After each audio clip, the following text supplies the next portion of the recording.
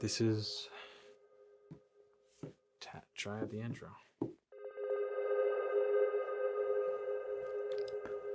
I wanted to write a cute little 10-minute YouTube video about how I quit my job to be a full-time artist.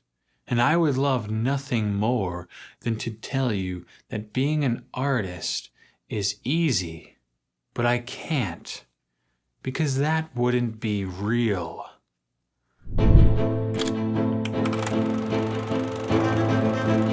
I'd love to say that waking up and going into my studio with a warm cup of decaf in my left hand and a number 14 flat in my right is idyllic and fun.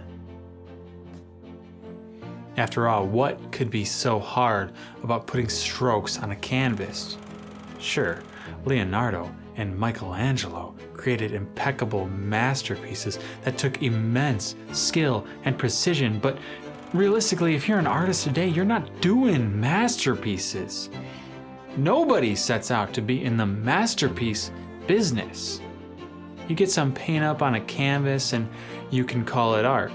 It should be easy. It's supposed to be easy. My daughter does it every day, multiple times a day. She's 2.5 years old and she's better at art than me. It's supposed to be relaxing even. I'm talking Bob Ross relaxing. But it is not relaxing, and it is not easy. Bob Ross is a lie. Bob Ross is a lie because being an artist, at least a full-time artist, is a lie.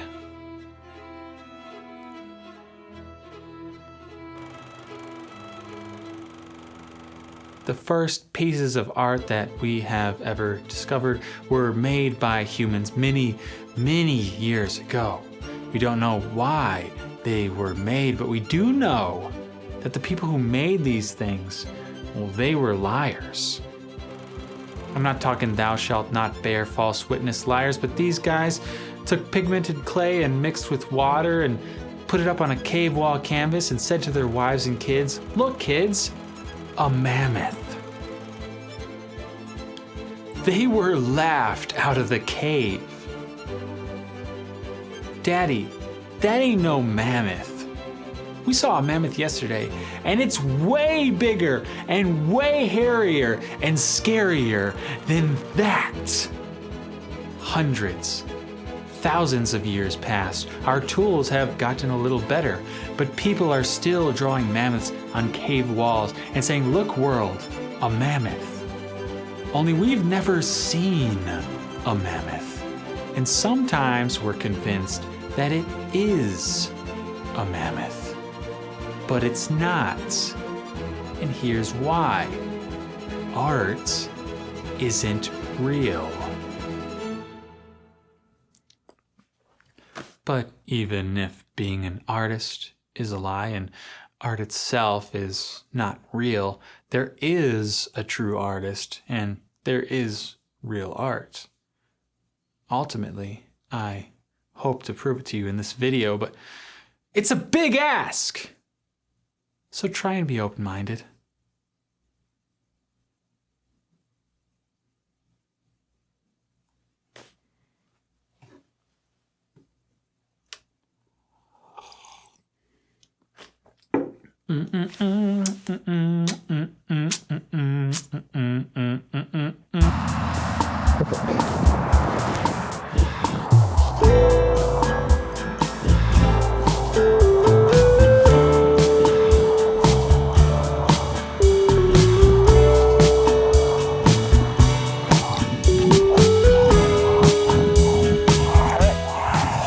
This is my video of doing video out in public, talking to myself, talking to a camera in public.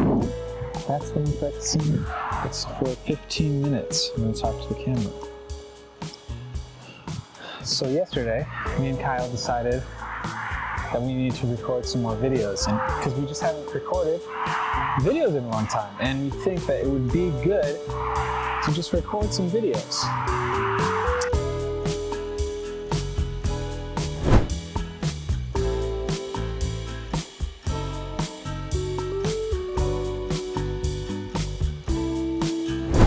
this isn't me.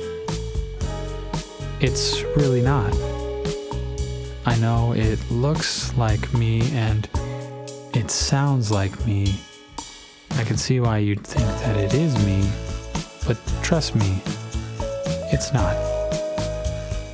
You still don't believe me, right? You think this is some kind of weird joke. Well, it's not. Let me explain. One day I decided I was going to be an artist, as one does. At the same time, I decided I wanted to be a better vlogger. In order to achieve this goal, I first watched a lot of YouTube videos about how to be better on camera. I never thought I was particularly not good on camera. I never thought I was miserable at it. It's just an awkward thing to do, to speak directly into a lens as if someone is actually paying attention. Vlogging is awkward. The common advice in all of the videos that I watched was the only way to get better at it is to practice. One time I went to a beach in New England. The Atlantic Ocean was freezing. I slowly waded into it, getting an inch deeper every minute. That's one way to wade into a situation. Normally, when I'm going to get uncomfortable, I'd rather just throw myself in. That's what I did with the practice vlogs. I decided I would practice vlogging every day. I would do it in public, on the sidewalk of the busiest street in town. There's actually no sidewalk, but if there was a sidewalk, it would be here, or here. The practice vlogs were not meant to be coherent. They were not meant to be profound or deep. They were actually not meant even to be seen. They were supposed to be burn vlogs I could record, watch back to see my progress, and then delete. Well, I never deleted them. Some dead things get a second life, like Jesus. This then is the fateful Easter Sunday of the practice vlogs. In these vlogs, I talked about art. I talked about the state of art as I could understand it. I talked about it because I was unhealthily obsessed with it, but honestly, can any obsession actually be healthy? What I had to say about art was not profound. Maybe that's because at the time I didn't understand art to be profound. I just thought it was something to do. In filming these practice vlogs and watching them back, I found that I am not me. The person who I was watching on the screen, he says things that I don't agree with. Maybe he represents who I was in a moment of time, but he's surely not me. So when I vlog, I am not myself. Vlogging is unusual. It's difficult to capture on video someone being themselves. That itself is a hard thing to do. It's harder still when the person's self that you are trying to capture is yours. In art films, people act. Art films then can't be art because acting is fake. The real art film would be to really capture a person being real. Really capturing the reality of a person is what I hope to do with these long-form documentary vlogs. At least I think with this format it may be possible to capture something real about myself. If I did in fact learn anything from these practice vlogs, these cold roadside public practice vlogs, I learned it is incredibly hard for me to capture something true about me. On the other hand, maybe these practice vlogs are exactly art. Maybe art isn't actually supposed to be real. I feel crazy doing this. I feel like I'm talking to myself, and I feel like that's a crazy thing to do. That's a thing that a crazy person would do. I feel like someone's gonna call the police and say there's a crazy guy out here filming himself, talking to himself.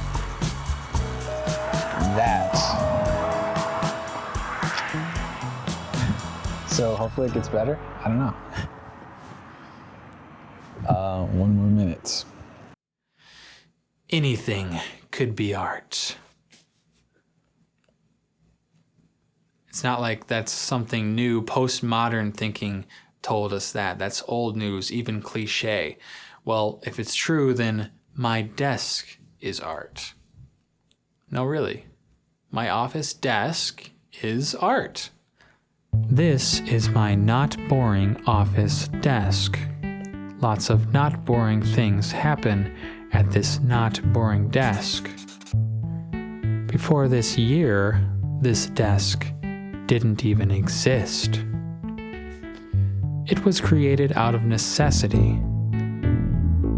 The best art comes out of necessity. It started last year's winter. My problem was that it was cold. It always gets cold in the winter. That's a given. It wasn't even that it was a particularly cold winter. We've had colder. It's just that I was trying to work out of my garage. This garage. My poorly insulated, concrete floor, drafty, 15 degrees colder than the rest of the house garage. My parents borrowed me an electric space heater. It doesn't help. Van Neistat had the same problem. His office is too cold in the morning. He fixes his problem with an exquisitely hand-customized Little Buddy propane heater. The same Little Buddy propane heater that Eric the Car Guy once favorably reviewed. I saw that and I thought to myself, I want to be like Van and Eric. Kristen reminded me that we don't have money to buy a Little Buddy or pay for the gas. It's not that we're poor. I'm not going to go into that here. Anyways, I realized that it is extremely unwise and inefficient to heat a 200 square foot poorly insulated concrete floor drafty garage. Instead, I decided to fix the draft. Garages are drafty usually because the garage door doesn't make a good seal with the garage door frame. Home improvement stores sell the fix to this, and the fix is cheaper than the Little Buddy. I installed the fix and the garage door was better. I was now dealing with a 200 square foot poorly insulated concrete floor, not drafty garage. It was still cold, so I decided to go the next step. I would work out of the church office. Working out of the church office, though, is a temporary solution.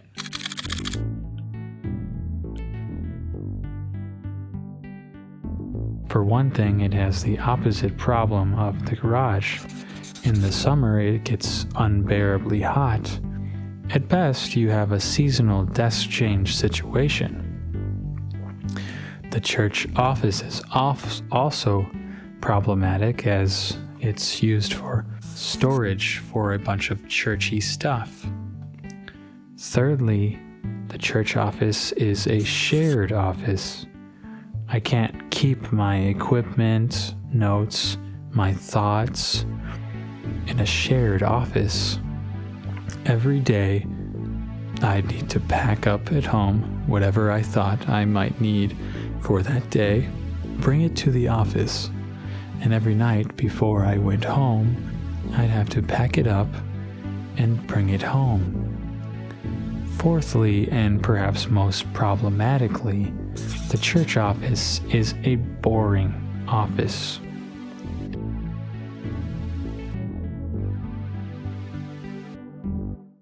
It is filled with not only stuff that a church needs to store, but also with two functional, just fine, perfectly boring desks. When you go to this office, these office desks scream. If you work here, you work a boring desk job. Often they are empty. Boring desks, I contend, ought to be empty always.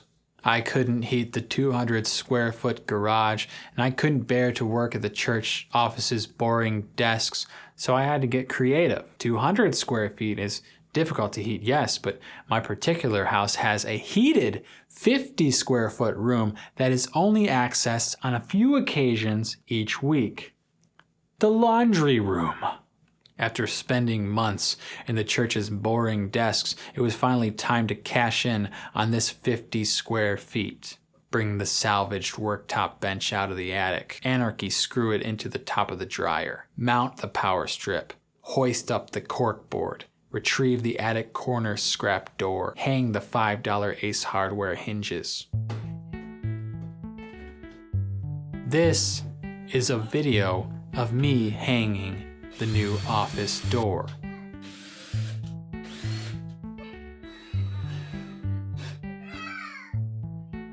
Should work. Ho-ho, baby! I hung it upside down first. Had to rehang it. This is not a boring desk.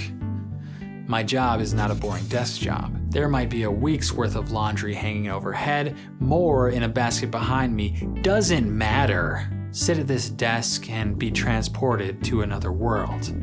That's the power of a not boring desk. And also, I guess, it's the power of art.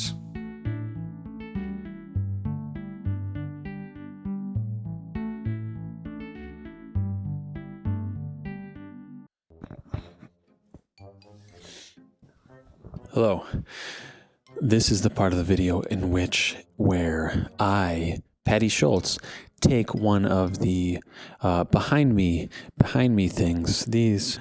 I'm getting ahead of myself. This is where I have all of my paintings that I have ever made. They're inside of this crevasse. You know, I was gonna have a friend, like one of my friends, come over and look at my paintings and like we could talk. I just decided that it's getting kind of taking a long time to make this video. I'm going to do it by myself because if there's anything that this video needs more of, it's more of just me talking. This is what I'm going to do. I'm going to reach back into the crevasse. I'm going to grab one of the paintings with my hand and pull it out, and then I'm going to attempt to explain why it even exists in the first place. Or maybe it ought not to exist, and in which case I will not attempt to explain why it exists because it ought not to exist, and I will not even acknowledge its existence. Then we will just move on and go on to the next piece of painting. Hopefully we will finally come to some kind of conclusion about whether or not I should have made these paintings. It's not likely. Just reaching back, I'm not looking here. This is actually, oh, shoot. I don't want it to fall down. Yeah. Easy. It's a guy, it's a dude, and he's holding a milkshake, and he's upset because a woman has mistreated him. You can see his uvula inside of his mouth. He's about to scream because clearly he's got a brain freeze. There are lots of colors in this painting. Colors are really important for paintings. I like the browns we got going on in this painting. I do really like how the colors came together in this painting. You've got like a hot, cool situation going on. Wow. What an ingeniously brilliant piece. And look at that. Look at that hair. Wow, brilliant hair up there on that head. Just take it in. Just enjoy it. Making this desk art piece was important, and I'll get to why that's true later in this video, but it wasn't the first artistic venture that I ever had. I quit my job in January of 2019. In August of 2021, I made my first art piece and worked part-time on art until June of 2022, when I became a full-time artist. During the months of June and July, I did practically nothing at all but paint. I woke up, had my coffee, got my paintbrush in my studio, and got to work. New paintings every day. I only stopped to buy new paint and supplies on weekends, 40 plus hours a week. I was out there being an artist. In August of 2022, I quit being an artist. And I'll get to why I quit later in this review, but this is the story of the time I made 100 paintings. I decided that I wanted to practice painting. I wanted to be a painter, and painters, if they do anything else, must paint. I figured that if I wanted to be any good at painting, I would have to practice. This is why I'll never be a good astronaut. You can't practice being in zero gravity. If you can't practice it, you can't get good at it. It's not as if I'd never practiced art in my life. I had a drawing class in university. In that drawing class, I learned a lot of techniques for drawing different ways. I started about 100 drawings. I only finished one piece. Even though I only finished one piece, I didn't fail the class. In actuality, the class is made so that a student only needs to complete one piece. The point of the class wasn't that at the end of the day to have you crank out 100 masterpieces. The point was to learn how to draw. In that drawing class, more than anything, I learned how to learn better. Part of the way to learn better is to do, and to do lots. When I began painting, I took the same approach. I decided to make 100 paintings, but this time I didn't learn.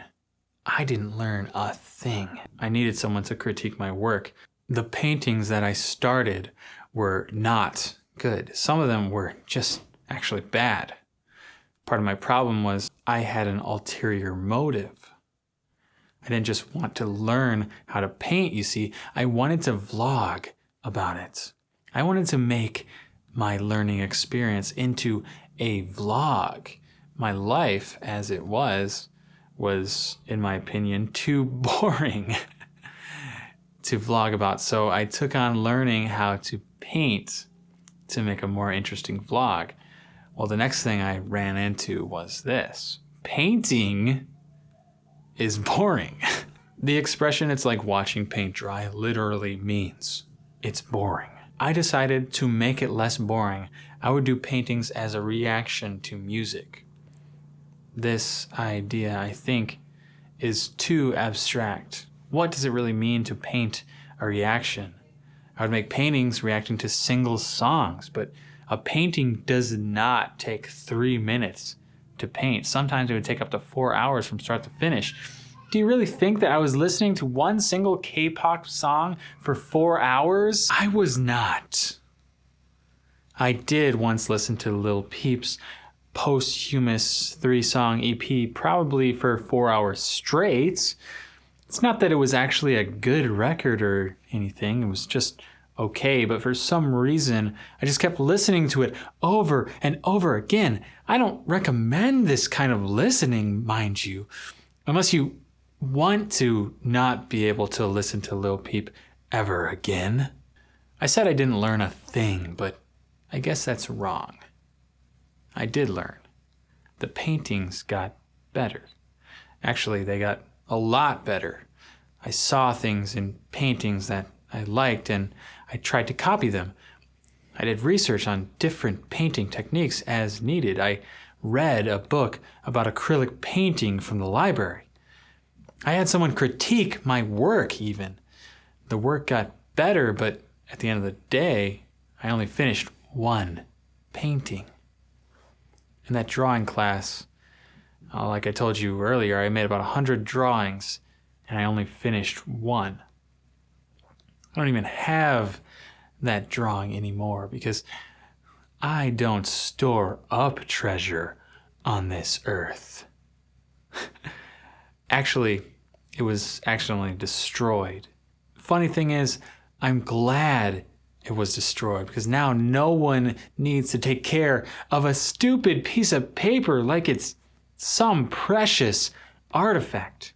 Did you realize that it's some people's full-time job to take care of little paper drawing scribbles from artists? I love my daughter's paper drawing scribbles. I think they're the number one, the level best paper drawing scribbles. But even for the best paper drawing scribbles, there comes a time when you need to put them into the circular file.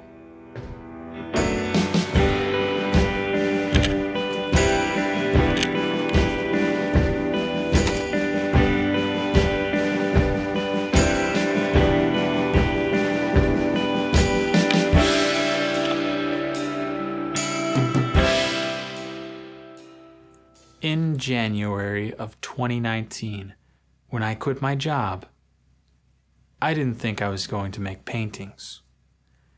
I did think I was going to be an artist. In fact, I thought I was going to be a recording artist.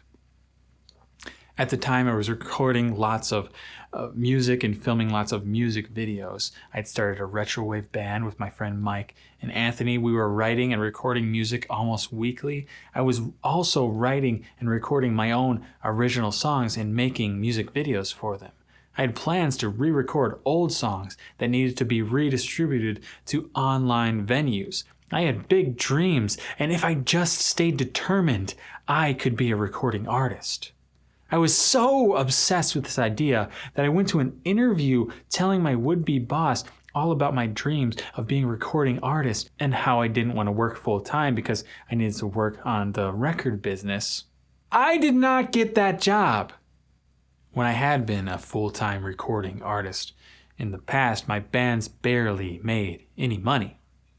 What little cash we did scrounge, we made by playing live shows. My vision of being a recording artist in January of 2019 was not about playing live shows, let alone touring and doing lots of live gigs. I mostly enjoyed the creation aspect of music making.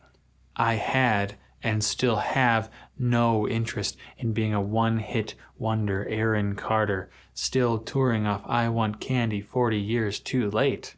Since being a recording artist is seemingly all about live performance, I gave up the dream. I couldn't get people to care about the music I was creating in my spare bedroom.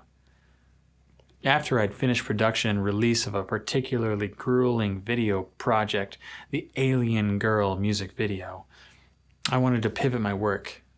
I had other aspirations, I had other interests. I just didn't know what I should pivot to. I decided one last time to go all in on music.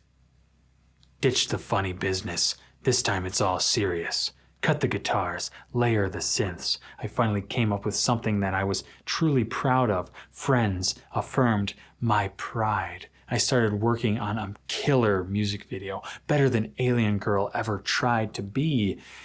It had cool dancing and even cooler special effects.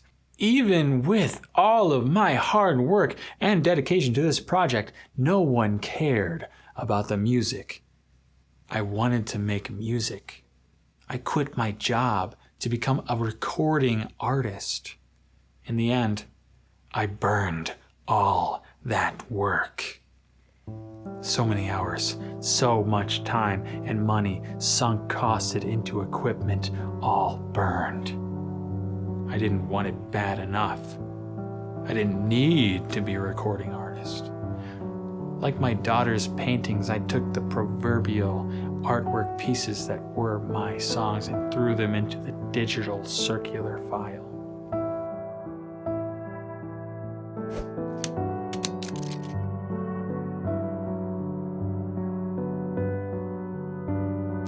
Actually, I didn't just delete the songs. I still have most of them, but one time there was a power surge in my house and it fried my hard drive. So these art pieces got destroyed by accident, just like my drawings.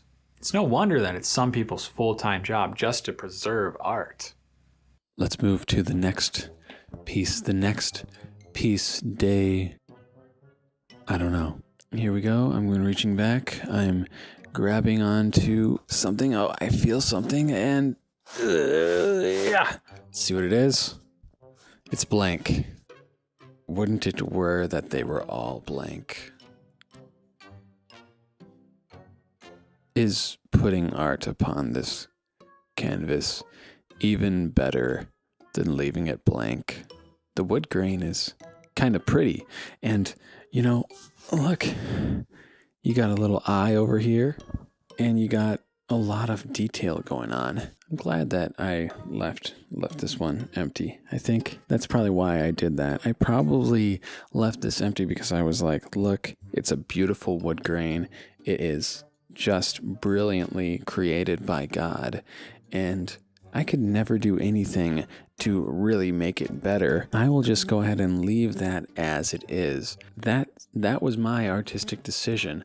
As an artist, I decided to not paint on this piece. Okay, and that's the end of this one. Okay.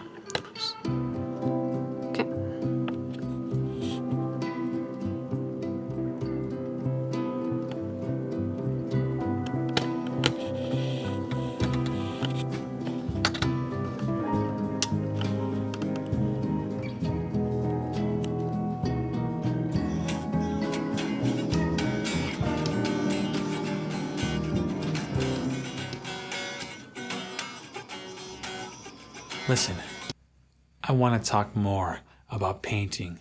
I want to tell you more about being an artist, being a full-time artist, and I promise I will get to that. But first, I need to tell you about VFX and break rooms. Before I quit my job, I was obsessed with making videos. I thought maybe I could make money making videos. Then I wouldn't have to come to this job every day. I figured I could teach myself to make a pretty great video. If I could do that, I reasoned that surely I could make money doing that. Since I had a history of making music, the most logical thing to try and do would be to make music videos. After all, I had toured the United States and Canada. That would make my old band an internationally touring band. If I could do that, surely I could make a stupid little baby music video. On breaks at work, I started to try. With my 2010 MacBook Pro, I started to teach myself Adobe After Effects. This was not my first time using After Effects. I bought this very 2010 MacBook Pro in 2010 from a guy named Dave for $600. Dave posted a listing on Craigslist. I saw the listing and went to get cash at the ATM. He wanted me to meet him in his room at the Regency Hotel. I told him, "Look, dude, I'm not going to meet a random stranger in his hotel room." We met in the lobby. When I got to the car, I realized I didn't have the password to unlock the computer. After having a mini heart attack, I went and found Dave in the lobby. He gave me the pass. Dave wanted me to send him the files on the computer. 500 gigabytes, his life's work. After several attempted fails to send the files over Skype, Dave decided he didn't need it. He didn't need it that bad, so I deleted the files. The computer was cluttered up with all this useless junk like digital movies and a season of South Park. I deleted everything except I kept two things: the Gaslight Anthem's first album and the Adobe Creative Suite. This, the fully fledged Creative Suite, before you had to pay them monthly to rent out their software, which, by the way, you can cancel it at any time and just start it back up whenever you need it. You know there have been some months when you didn't even open up Photoshop. I'm talking to you, casual Adobe user.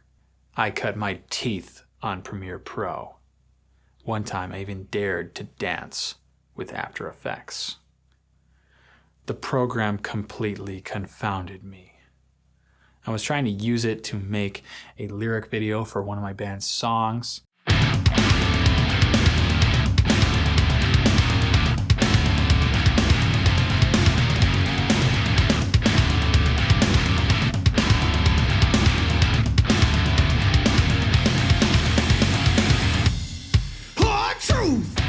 This is the entire lyric video that I made. All I could muster up the strength to do was put a few of the lyrics on the screen in the correct time. After that, I gave. I could tell that this was a powerful program, that I had the sense that it could do much more than what I was imagining, but I just didn't have the patience for it. I didn't get the courage again until the break room. The break room at my job wasn't actually a room. It had a door and it felt like a room, but one of the walls was actually just a bookshelf. It didn't extend all the way to the ceiling. Even though it wasn't a real room, it did have a real table, real chairs, and an electric tea kettle. The table was important because I could work on my MacBook Pro while I was on break. The tea kettle important for ramen noodles. I got a 1 hour break. Ramen noodles take 3 minutes to make and 3 minutes to eat. That leaves 54 minutes a day to learn After Effects from YouTube tutorials. All of those break room sessions added up, and I finally made something better than a few lyrics that appear onto screen in time. I finally made my vision a reality with blood, sweat, and tears. I made the Alien Girl official music video.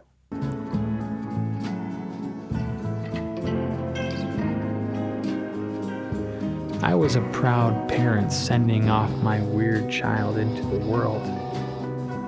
The world did not receive my child well.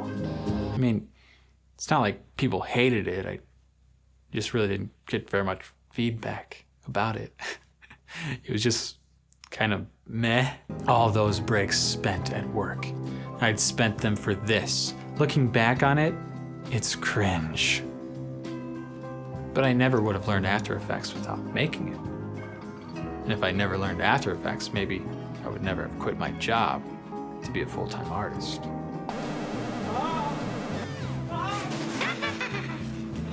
I can't believe we've gotten this far into the review, and I haven't even told you what it's actually like to be a full-time artist.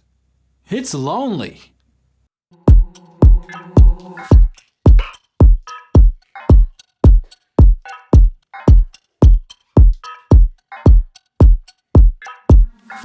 When was the last time you spread your wings?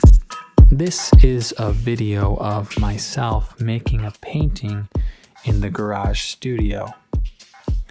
This was before the laundry room desk existed.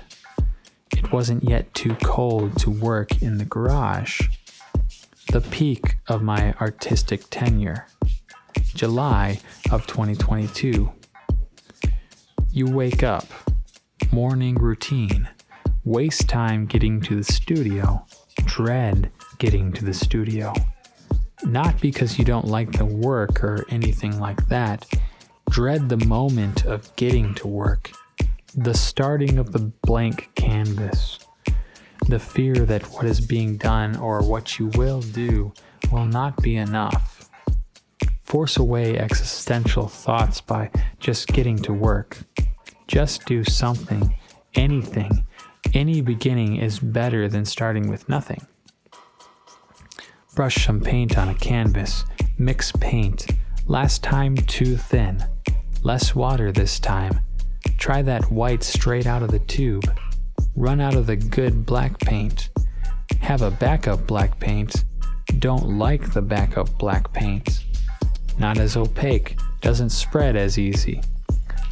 Canvas starts to resemble something. Try the pink. Try the yellow.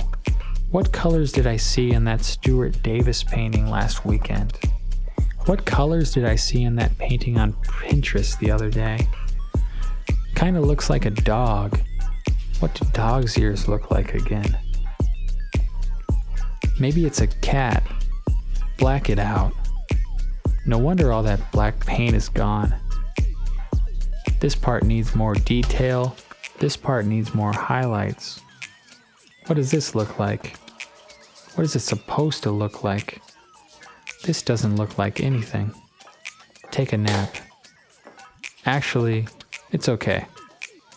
I don't know if it's art. I don't even know what art is anymore. All I know is I'm done. I think the painting is starting to come around. It's not perfect yet. Will it ever be perfect? Is anything ever perfect? And ambition. A person who wakes up every morning knowing his path. And if you're not there yet, try to ask yourself, what is happiness? What is fulfillment? What is success? Are they all related? That's kind of what it's like. So yesterday there was this dude at Home Depot. I had one last thing on my list of things to do for the day. After going to Home Depot, I would go home. I was tired. I was ready to be home. I bought some items online for work and almost the whole setup didn't work out, so I had to return a bunch of items to different stores. By the way, B&H Photo does not have free returns. I had to pay $10 to ship a $60 item back to them. That's like 20% of the cost. Anyways, my last stop was at the Home Depot to return an HDMI converter box. I got in line for the return. This dude was right in front of me. He had 2 identical faucets and 3 metal heater vents. He did not have a receipt. Pam was working last night. She's clearly pretty new here. So she starts to process the return. The 2 faucets are identical. She asks if they're broken. This dude says yes. They leak at the base. She asks him why he had 2 identical faucets, and he said he has a double sink. Pam scans the barcode on the heater vents. It says they're not from here. This one has no UPC. I'm guessing it's not from here either. Okay, I guess I need your ID. Pam scans the ID. It won't let me do the return. It says you have too many returns with no receipt. Pam moves to the next register. Next, please. I was next. I'm happy to say that my return went a lot more smooth. I had the receipt and the HDMI box was from Home Depot. I think this dude was scamming Home Depot. He probably was. He might have just taken some unused products from a construction site and brought them back to the Home Depot, thinking that if they were from there, they would give him the cost of the items. Maybe this dude has kids to feed. Maybe he came by this stuff honestly. At least if he returned it to Home Depot, they could turn around and sell it to someone who could use it. Maybe he really does have 2 identical sinks and both ended up leaking. Regardless of how righteous or wrongous this dude was, I can't help but feel like selling art is like showing up at Home Depot without a receipt and trying to prove that you have something valuable and worth their time. The thing is, artists for the most part are not scammers. They honestly come by their work. Some of them don't have kids to feed. I do. Maybe it's better not even to think of yourself as an artist at all. Haruki Murakami is a novelist who thinks of himself as a factory worker. Every day he clocks in, writes 1,600 words, and clocks out. That doesn't sound very much like the life of an artist to me, and yet, even if you don't think of yourself as an artist, other people will. You'll probably still have to prove to them, like the dude at Home Depot, that you have something that is worth anything at all. You'll have to explain to them why you have two identical pieces of art, and they're going to ask you what your art is, if it's even meant to be anything beyond paint on a canvas. In this painting, the explanation is built in. You're going to have to do all that, and you're not going to have a receipt. You better hope more people start accepting returns, no questions asked, like Amazon, not grilling you about the incongruities of your story like Home Depot. You sure better hope they don't pull a B&H photo and make you pay for the return. Oh, I looked. I don't want to look. I want to just reach back and pick one again. I'm not able to really. Okay, here we go. This has got to be something. Ugh.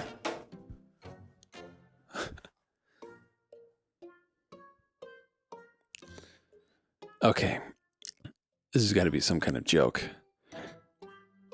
But here's the deal. I'm not even going to acknowledge this one. So this is me not acknowledging this.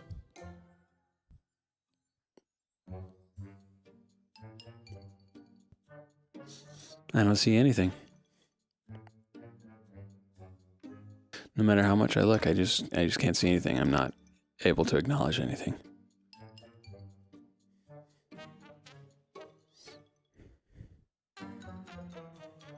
Okay.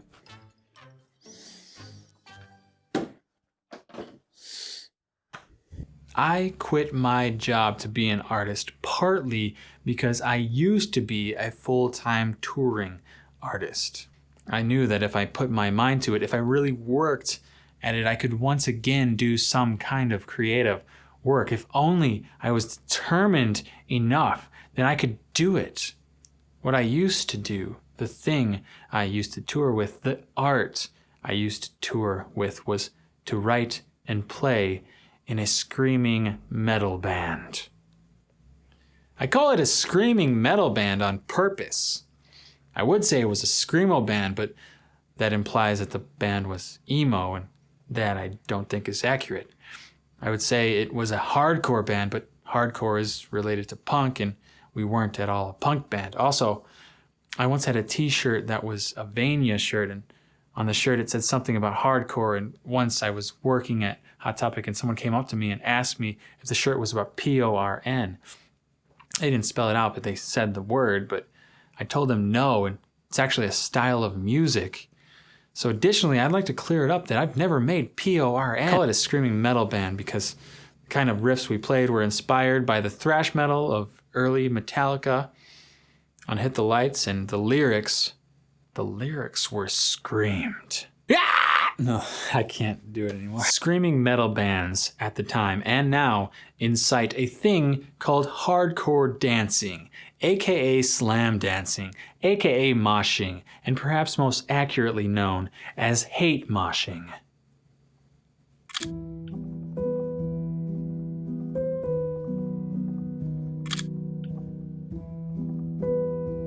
These pictures were taken in 2022. A good Rockford screamo band got back together to do a benefit show for the family of one of our beloved hardcore friends passing away. We laughed and cried in his memory that night. I brought my broken Panasonic G7 to document the event. The band that got back together was a screamo band. Screamo bands are emo and they scream. Screamo bands don't incite hate moshing as a rule. On the bill for the show, however, were a few screaming metal bands. These screaming metal bands did incite moshing. There was even a guy drunk hate moshing, which a friend and I recollected after the show that we had never seen drunk hate moshing. I personally went to the show to mosh non-hatefully and respectfully in honor of my beloved hardcore friend's memory. I have to bring up hate moshing in this review because when I came back to being an artist full-time, I knew I had to do something that did not incite hate moshing. It's not that I think it's morally wrong for people to inflict harm on each other. I tell my daughter all the time, rough play only at mutual consent. The real problem for me is this. I'm over 30 now, and after moshing at that show, I was sore for an entire week.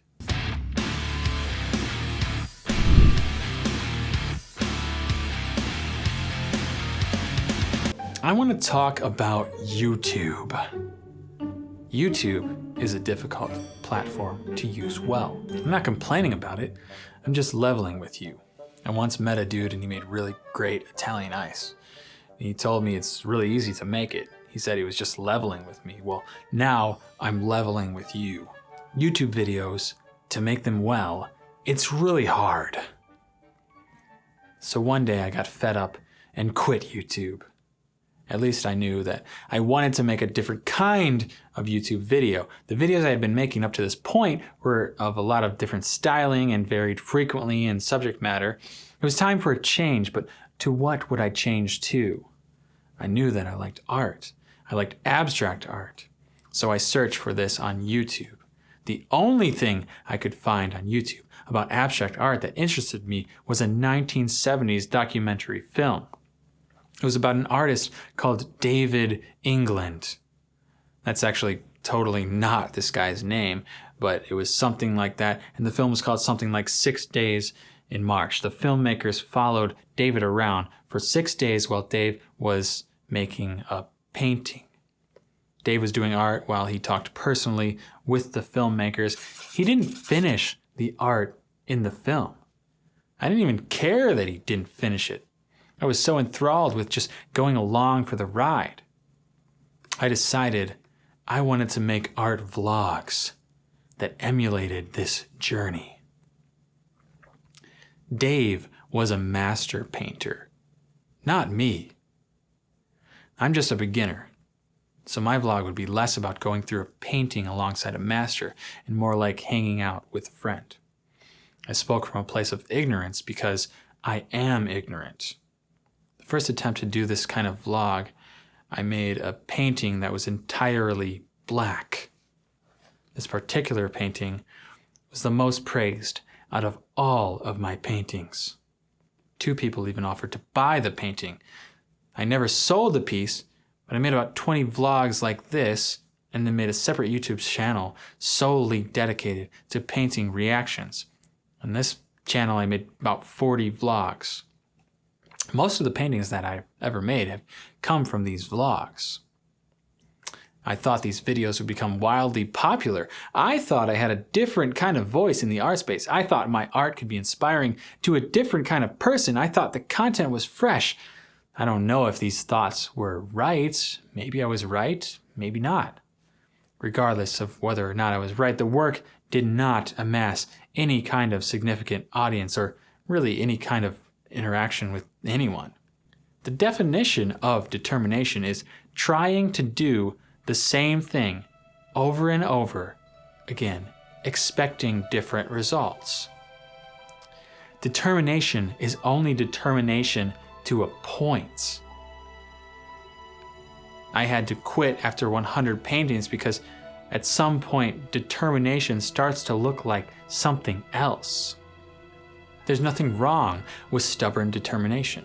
Being hard-headed has gotten a lot of people a lot of places, but after 100 tries, you have to seriously look yourself in the eyes and ask the question, is it determination or is it something else? I told you the definition of determination, but I lied. That's not the definition of determination. To try something over and over again and expect different results is not the definition of determination at all. It's the definition of something insidiously similar. So after 100 tries, you have to look yourself in the eyes and ask it, is this determination or is it insane?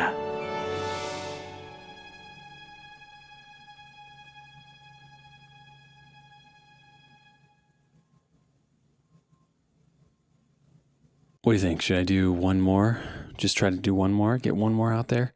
One more piece of art? I know this is what you have really been waiting for. One more explanation of some kind of artistic venture, some kind of paint on canvas type of expression. I'm going to reach back, reaching back, feeling, not using my eyes. Oh, here we go. This has got to be something. It's a good sign. I'm just about... So. Okay. Oh, brilliant. Oh, it's upside down. Okay. I know exactly what this is. Over in the top, starting from the top left corner, you have a ghost. You have a suit, a man's suit with a tie. You have over here is a building. And in the middle left is a broken heart. And then you have a car. That's a car. And green grass. And that's a dude with a pink baklava. This car has some fancy rims. They're fancy blue rims. Very nice. This was a painting for that I did for Tyler, the Creator, for his album called... I don't know what it's called. The newest one. I think it ought to exist. Although I don't know if it's good. Okay, that's all the paintings that I will be reviewing for this portion of the video, and I hope that you enjoyed it. I learned something about myself. I don't know what it was, but I think I'll have to do some deep reflection to figure out what I now know. Yes, enjoy the rest of the video. Bye.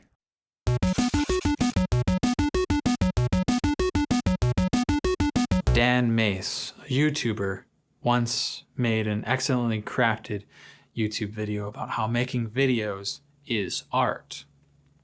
It was a super clever video, brilliantly conceived and perfectly executed. It had a lot of seriously influential people in it. I personally liked the video, maybe even loved it, but it was wrong. Video making, at least video editing, is not art. It's a game. When I worked at Super Suds, the car wash, the last thing I would have considered myself was an artist. I was a worker, I was a cleaner, I was a driver, I was a washer, I was an equipment operator, I was a stand-arounder, but I was not an artist.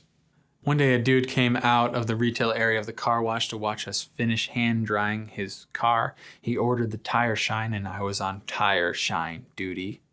I took the green tire shine goop and spread it all around his tires with the applicator brush. He liked my technique, and in his thick, real or fake French accent, he said to me, "So you're the artist." I chuckled. Surely video makers are more worthy of a title like that than a car wash tire grime applier. My brother Kyle is a video editor. He doesn't consider video editing to be an art, but rather a science. He wrote an exhaustive 10-page paper about how to edit a wedding video. It's not some intangible, inexplainable fog. It's a repeatable, scalable process. If you learn the right process, doesn't matter who you are, you can edit a good video. Not art, science. Recently, he let me edit a video for him. It was a great learning experience, and I'm genuinely happy to have done it. I want to show you a breakdown of how much I got paid and all of the expenses and all the hours that I put into the project. I want to show you so you can see that with all this stuff considered, I ended up profiting $7 an hour. I'm not going to show it to you because I don't think that my brother would want that info to be public. My point is this. The only way that anyone could make decent money on projects like this would be to take any consideration of art out of the question and instead focus on nailing a repeatable process. You would have to make it a science and not an art. You would have to make it a game.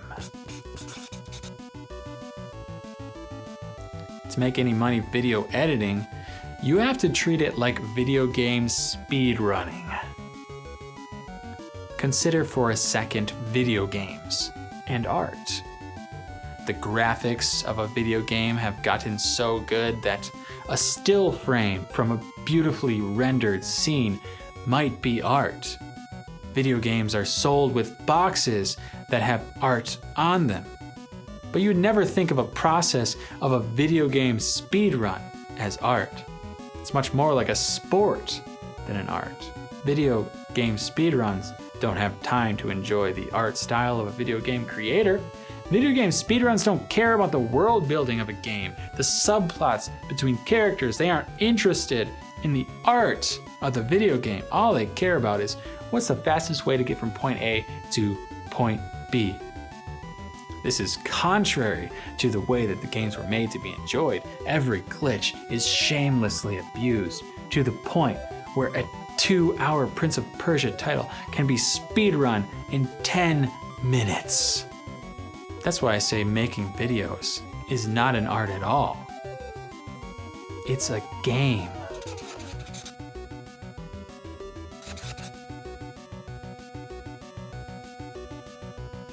At least the editing part.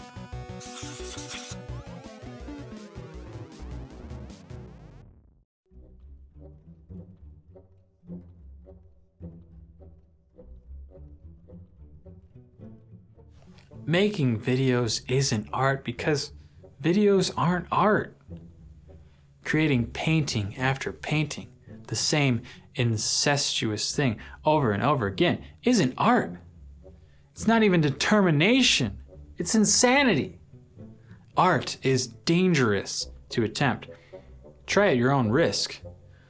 When all is said and done, an artist's job may be more like a magic token selling scam than it is like art. It requires continual search for more and more knowledge, more and more techniques, more mediums, more inspiration. It requires you to put yourself out there and say, hey world, look at this. This is my best work. Judge me. It requires you to get serious and finish one dang piece of work already. It takes everything from you. Sucks you bone dry. And at the end of the day, you still just have a stupid picture. You still have to go out there with your stupid picture and say, look world, this is a mammoth. While knowing all along, it's not really a mammoth at all. Because art isn't real.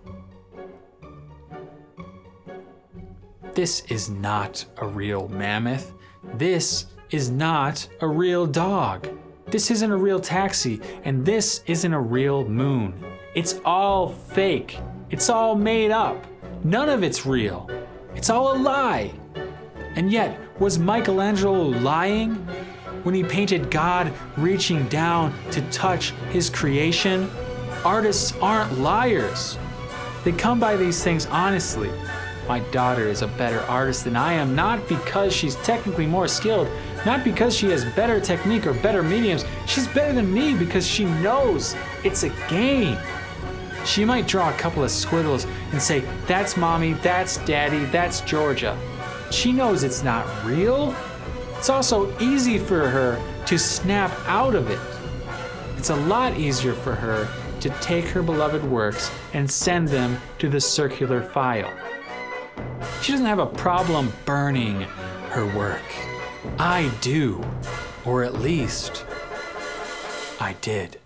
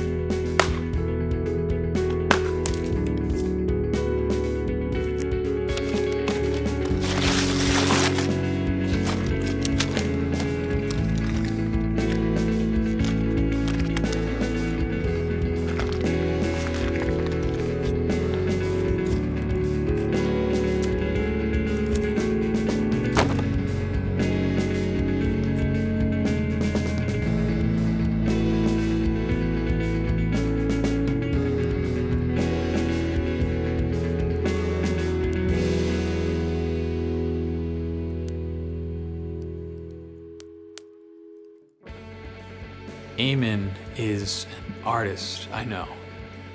I want to tell you more about his influence on my art in the next video, but let me just tell you, Eamon told me never to cut a painting. He told me this because I wanted to cut my painting to make it fit a certain stretcher. He said, you never cut a real painting. He meant when you're working with a painting from a client. We cut the painting anyways. We had to destroy it to complete it. You don't learn until you burn. I used to have this amazing custom-built snare drum. It had a luxurious trick throw-off, maple shell, pearl finish, vented. Thing was loud. Did 100 gigs with it. Let a friend borrow it, never got it back. So I lost a snare drum and a friend. Not like I could just buy a new one. The custom company that made it no longer exists. Sure, I miss it, but what use is it to me to wish that I had it back? I don't got a choice. I gotta burn it. I gotta give it up.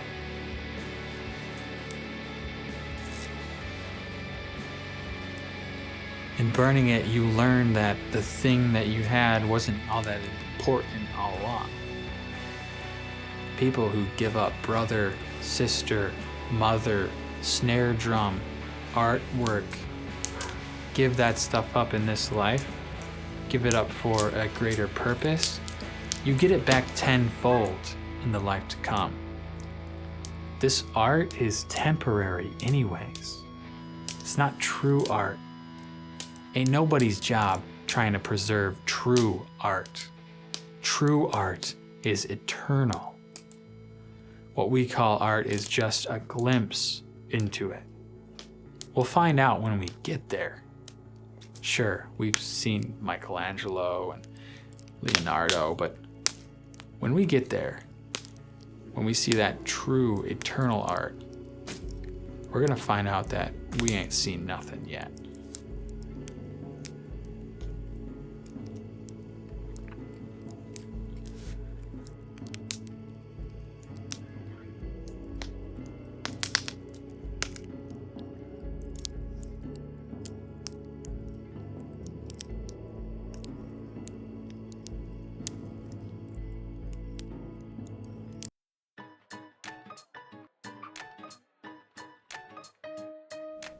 Hello.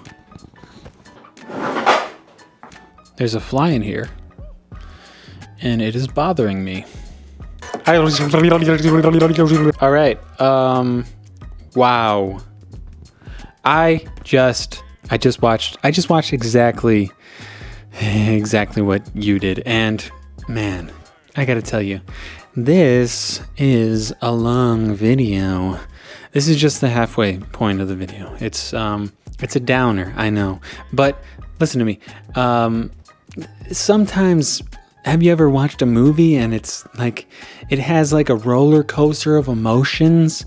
You know, it's not supposed to be all up. I don't know why I'm saying that. The point is, this is the halfway point of the video. It's a downer, and that's okay. I'm going to spoil it. I'm going to spoil it right now. No, I'm not going to spoil it right now. I'm going to spoil it at some point. If you don't want it to be spoiled, then fast forward. I said I wanted to make a 10-minute video. I never wanted to make a 10-minute video. I always wanted to make a long video. I actually wanted to make a 1-hour video. I ended up making a 2-hour video. That was crazy. What possessed me? In the middle of the video, I said that my garage, this garage right here, the garage that I'm in right now, I said that it was 200 square feet. I said that my laundry room was 50 square feet. I don't know those measurements. I just feel like someone in the comments is going to say, like, get on their keyboard warrior and be like, no, your garage is not that size. No laundry room has ever been made to that spec. I don't care. I'm not a contractor, although even my friend Jim, who does contract work on houses, is not good at math. He said that he's been over tipping like for years. And you know what he told me? He said that if you just move the decimal over, then that can be your tip. And he said, wait a minute, that's 10%. That's not a good tip. I don't know how big the rooms are. I don't care about that. I don't think I ever explained why I quit being an artist. Why I quit being an artist? Well, I kind of explained it, but the thing is, I quit doing it full time because it's expensive. It's very expensive to make art, to have all these art thingies. Look at this. To make these, I made these art canvases out of wood, and who knows if that's even gonna hold up over time. It's really expensive to continually be buying all of these materials, and then someone's got to buy the art and look, I have so many. Did you see all the artwork that I had piled up? Nobody was buying the artwork. I mean, granted, I wasn't taking it. I wasn't like going and taking it around door to door. I wasn't going to art shows and being like, hey, let me try to sell these pieces. I didn't even finish. I only finished one piece. And you know what? I only finished one piece. The other pieces are not in frames. They're not framed. They're not ready to be sold yet.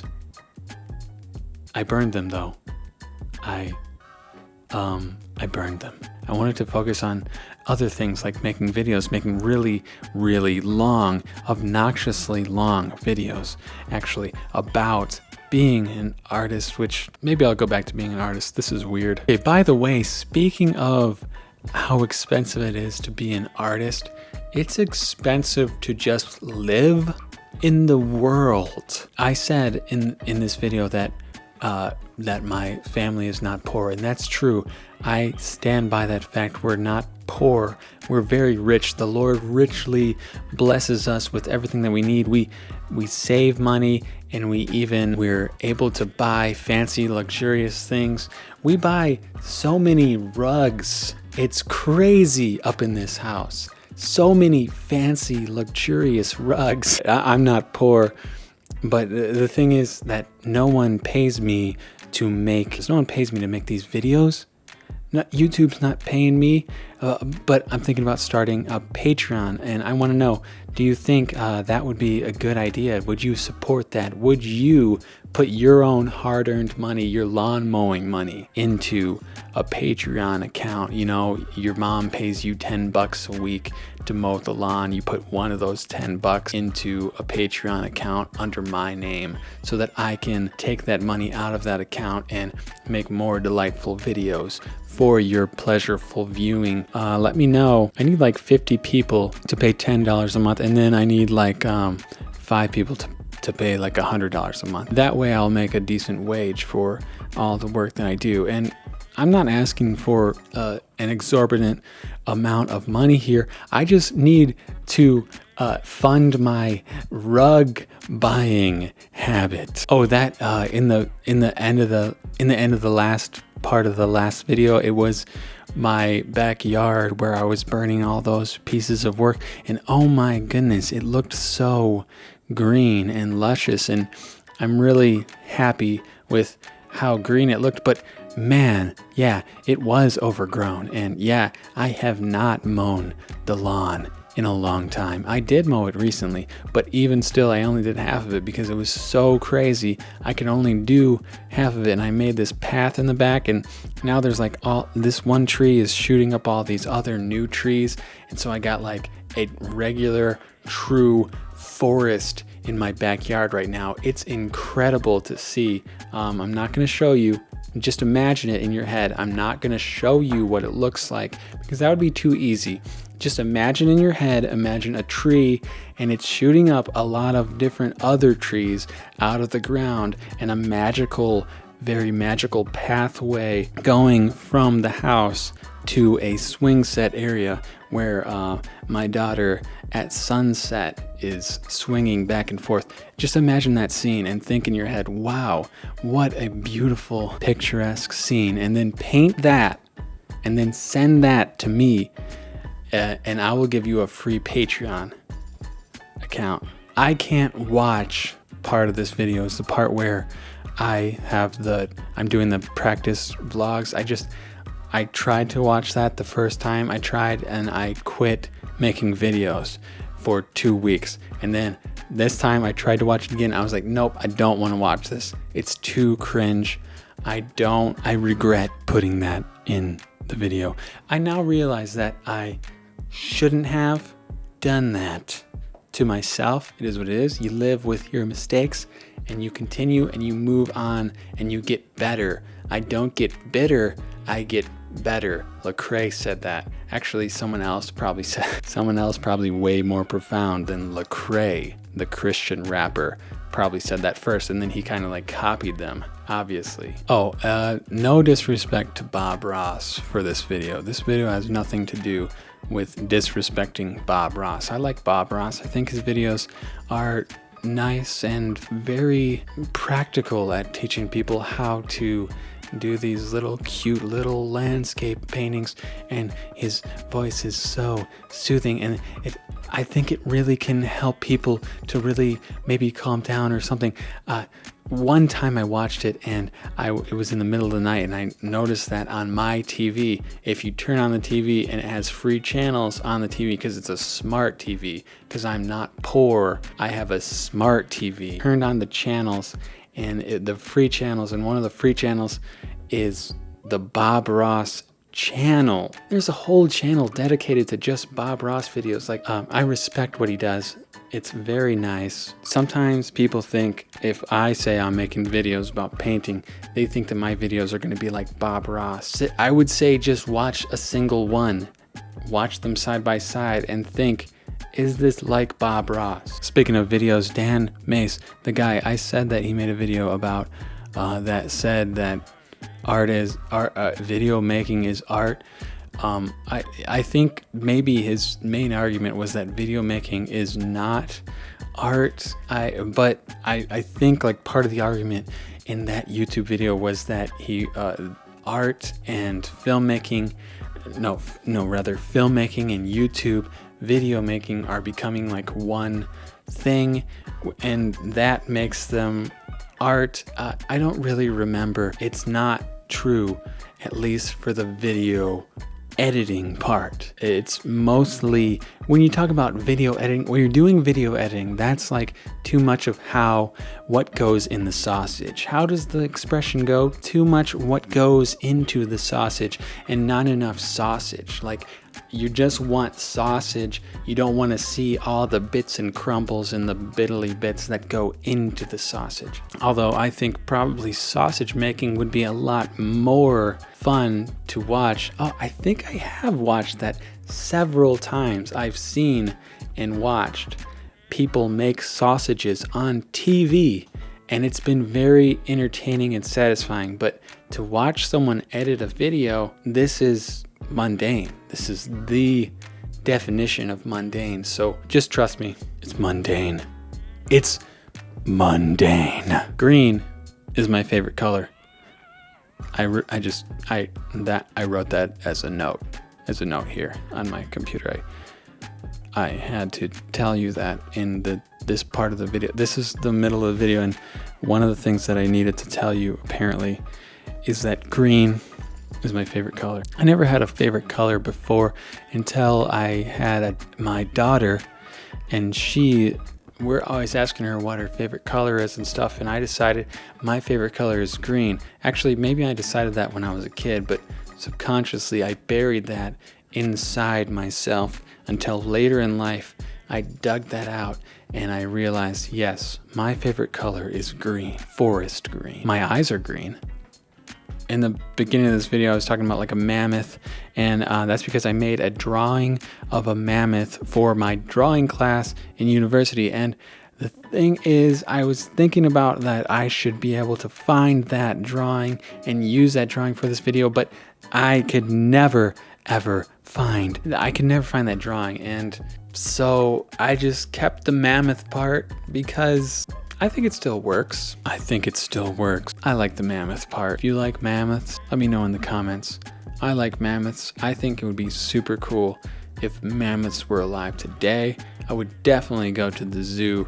I would go to see them in their natural environment. I wouldn't hunt them. I would protest against hunting mammoths. I can't believe people would even think to hunt a woolly mammoth just to get their skin, because they want to wear their skin and wear it on blankets and stuff. Okay, it's one thing if a woolly mammoth dies a natural death and then you skin it and use it as a rug at the entryway of a large tavern.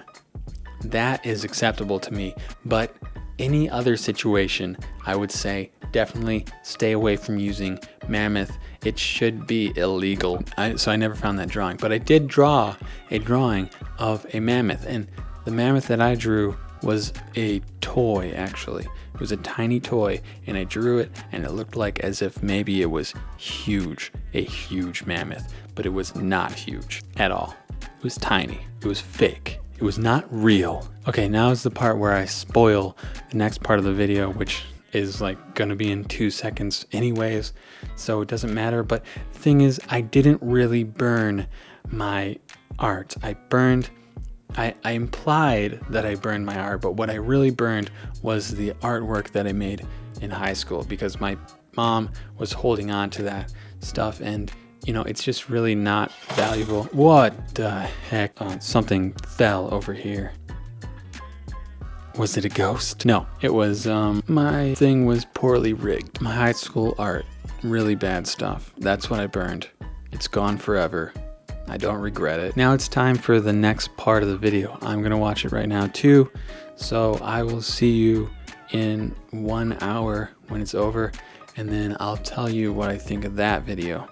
And then at the end, hopefully we'll have a conclusion about whether or not this should even be a video. I hope it should, because I spent a lot of time on it. Okay, bye-bye. I didn't actually burn all of my art. I decided to do something else with it. The verdict still stands. Art isn't real. Quitting my job, on the other hand, that's real. And this is the part of the video about the job I quit. Filming. Right. I still This is working. like, if you're not 1 page, TDP is too clear. yeah. Yeah, no, I haven't cared. That's not you only do. Want to see it and format it. Yeah. You got data and stuff underneath. it's gotta See the be- time have like a. That's right. Hold on. It's like right.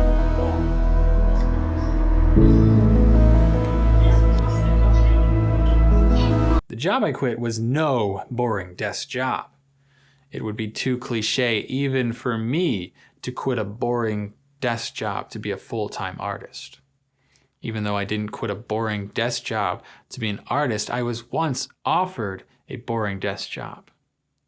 When I was thinking about quitting my job, I was also going to school part-time on the path to try to become an engineer. I had, at the time, a romanticized view of what an engineer should be. An engineer, to me, was a person who thrillingly solved real-world problems with clever and beautiful design. An engineer, to me, was an inventor. I love invention. I don't even know why I love inventing things. I just do. Maybe there's some core memory from my childhood of inventing something. Maybe it's because we went to see Flubber when it came out in theaters, and I wore out the Honey, I Shrunk the Kids VHS tape.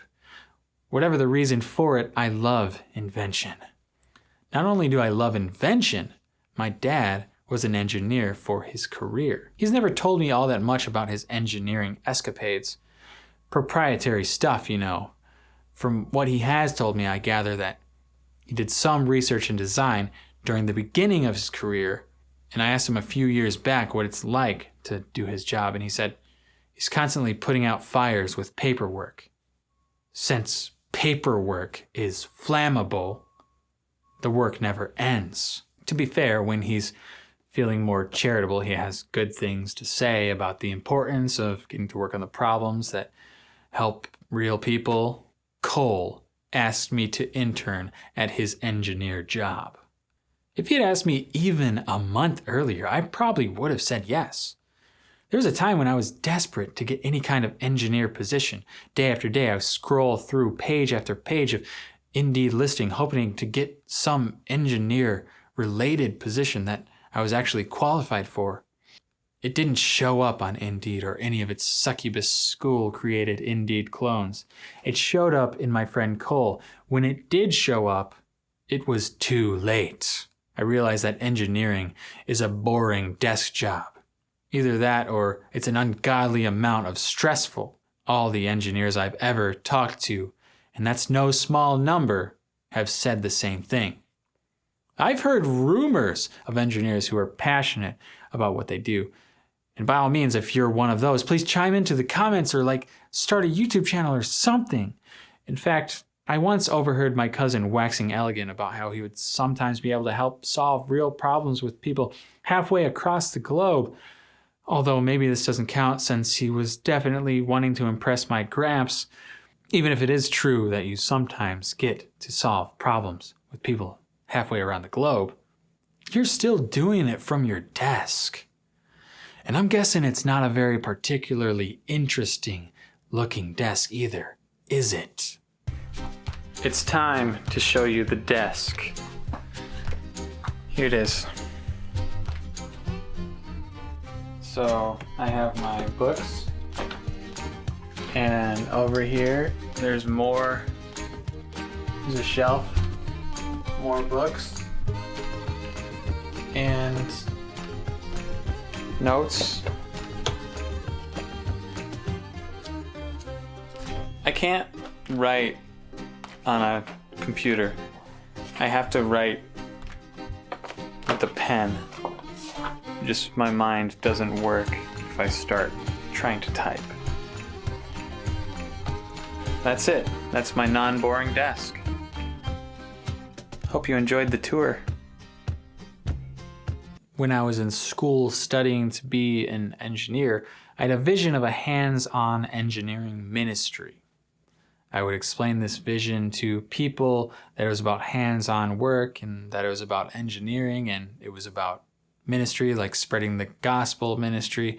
I would meet with people and talk to them about this vision, and all I would get back would be blank stares. People couldn't see how these things could work together. Engineers, as they saw it, were not people who got their hands dirty. The only way an engineer was getting their hands dirty is if their keyboard happens to be dusty. Only one person really caught the vision of hands-on engineer ministry, and he moved to start a farm in Kenya. All of this talk about engineering to say that I didn't quit a boring desk job to become an artist. I quit my job at the bookstore. Half Price Bookstore.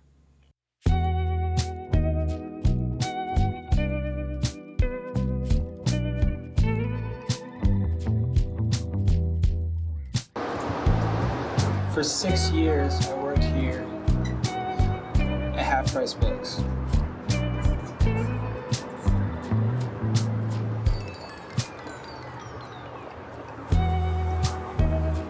Just in the last few months, I stopped working here to work at Northridge at my church.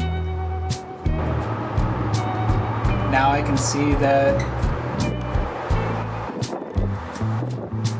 they're packing up boxes, they're leaving.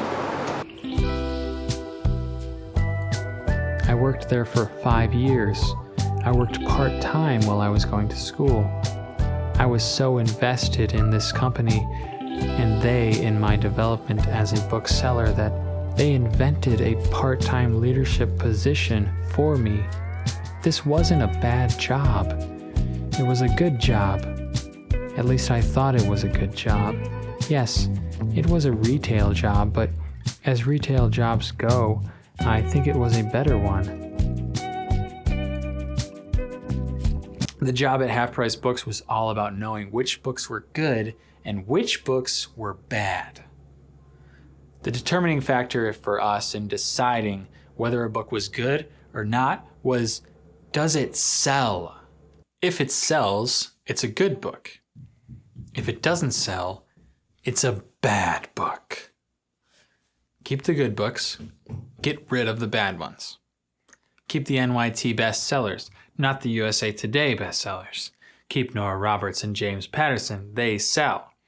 Don't keep too much. And for the love of books, keep Harry Potter. Sell textbooks online. Sell gift books at the register. Selling books was the name of the game, and we did it. We sold books till our eyes fell out.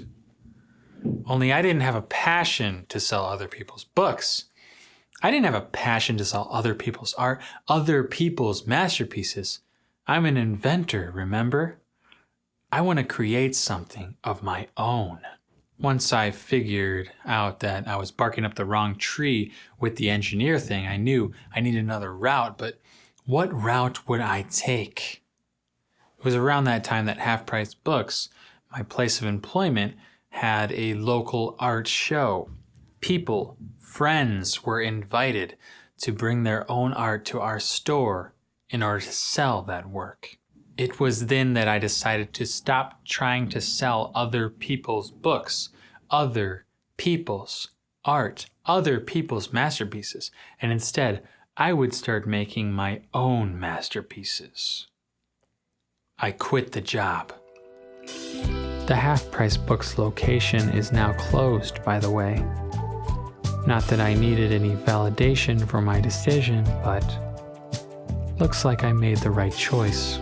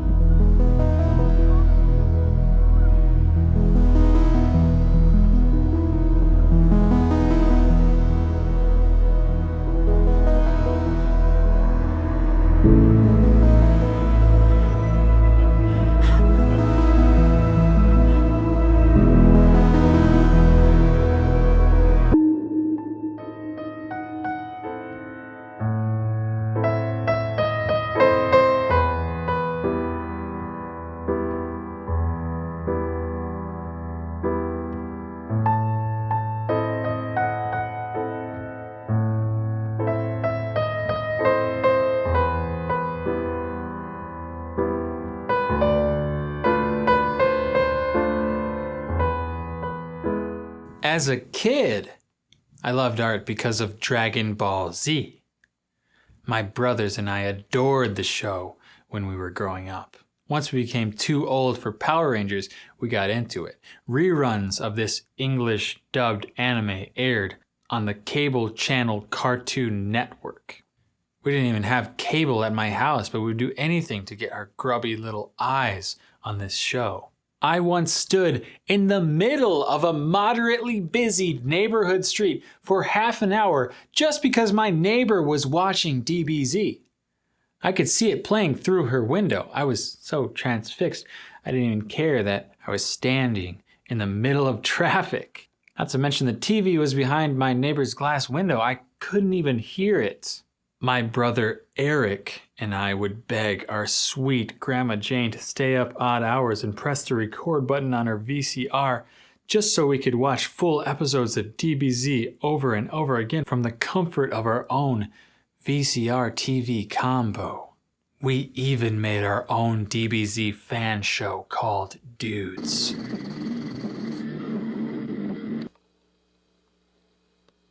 Whoa, nice shooting, man. Yeah, it was okay. I once loaded up a backpack full of Mom and Dad's heaviest books just so I could run around the house hoping that when I took off the weight, I would be as strong as Goku was when he took off his training weights.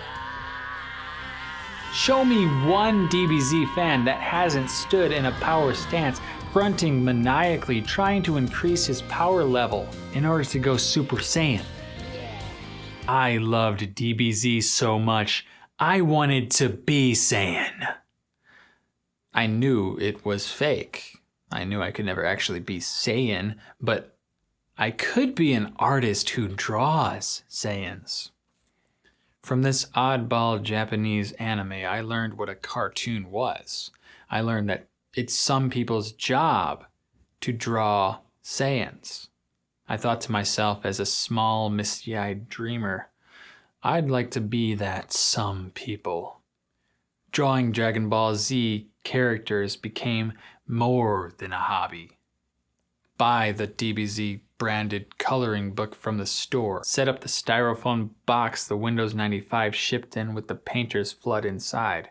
Clear acrylic over top. Trace every darned page. One Sunday morning, all the kids got up early to trace. We just kept tracing. I remember thinking, surely we must have skipped church today because we've been tracing for so long. Maybe Dad forgot about it. Don't mention it. Just keep right on tracing. Turns out he hadn't forgotten it. It was daylight savings time. We used that magical, mystical bonus hour to draw mythical heroes. Eventually, we had to stop tracing and start drawing our own compositions. Dragon Ball Z battle poses originating from our own minds. Some of us were better than others. My brother Eric was better than me. He's older. And Eric's friends were better than me too. They let me draw with them, but they didn't take my drawings seriously. At some point, I quit drawing Dragon Ball Z characters altogether. And this is why. Eric's friend Jake was over. We were all drawing Dragon Ball Z characters. I decided to draw Super Saiyan Gotenks. It finally came time to show off our drawings to each other. When I showed mine, Jake said this: "Why do they always draw the heads so big?" I was a they. I was not me. I was not us. I was not we. I wasn't part of the clique. I was an outsider. And outsiders, the ones who didn't know how to draw good, they drew heads too big. I lost confidence in my art. I wasn't a we anymore. I was one of them. A non-art person. A non-artist.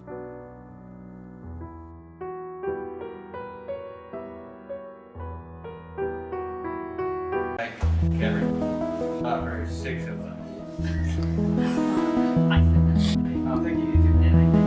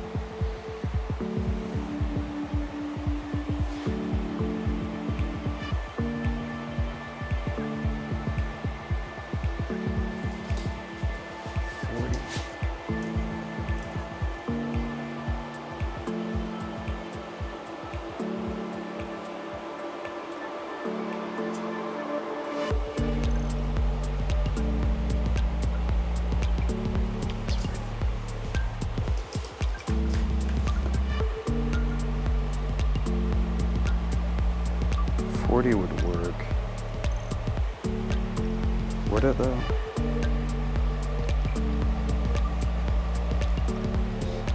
know what? 40.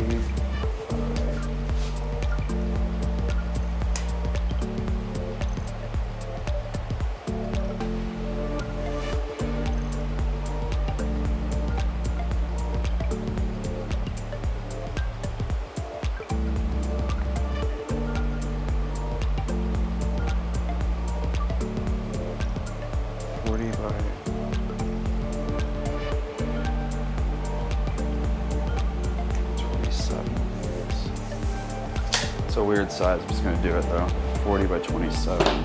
Cool. Not long ago, I saw Eamon at a podcast. I was trying to be an artist. I was failing. I needed a friend, an artist friend, someone who'd done it for some time, an artist who'd made money making art, one who made all their money from art. I know many artists. One of my best friends, Raph, is an artist, but he doesn't make money from art. This is why I had to talk to Eamon. Only Eamon, out of the artists that I know, makes money making art. I told Eamon I paint. I'm going to paint art. I've done some, and I'm going to do more art. He asked if I want to learn how to stretch canvas. I don't stretch canvas. I just paint on whatever I have available. I didn't know that painting surfaces were important. Eamon asked if I was going to sell art. He told me it's easy. You can sell paintings for $300 all day, especially in Rockford. Just meet people. I said no. I don't want to sell art. I want to make art for a YouTube channel. Okay, I'll teach you how to stretch canvas. I thought, no, I don't need to learn to stretch canvas yet.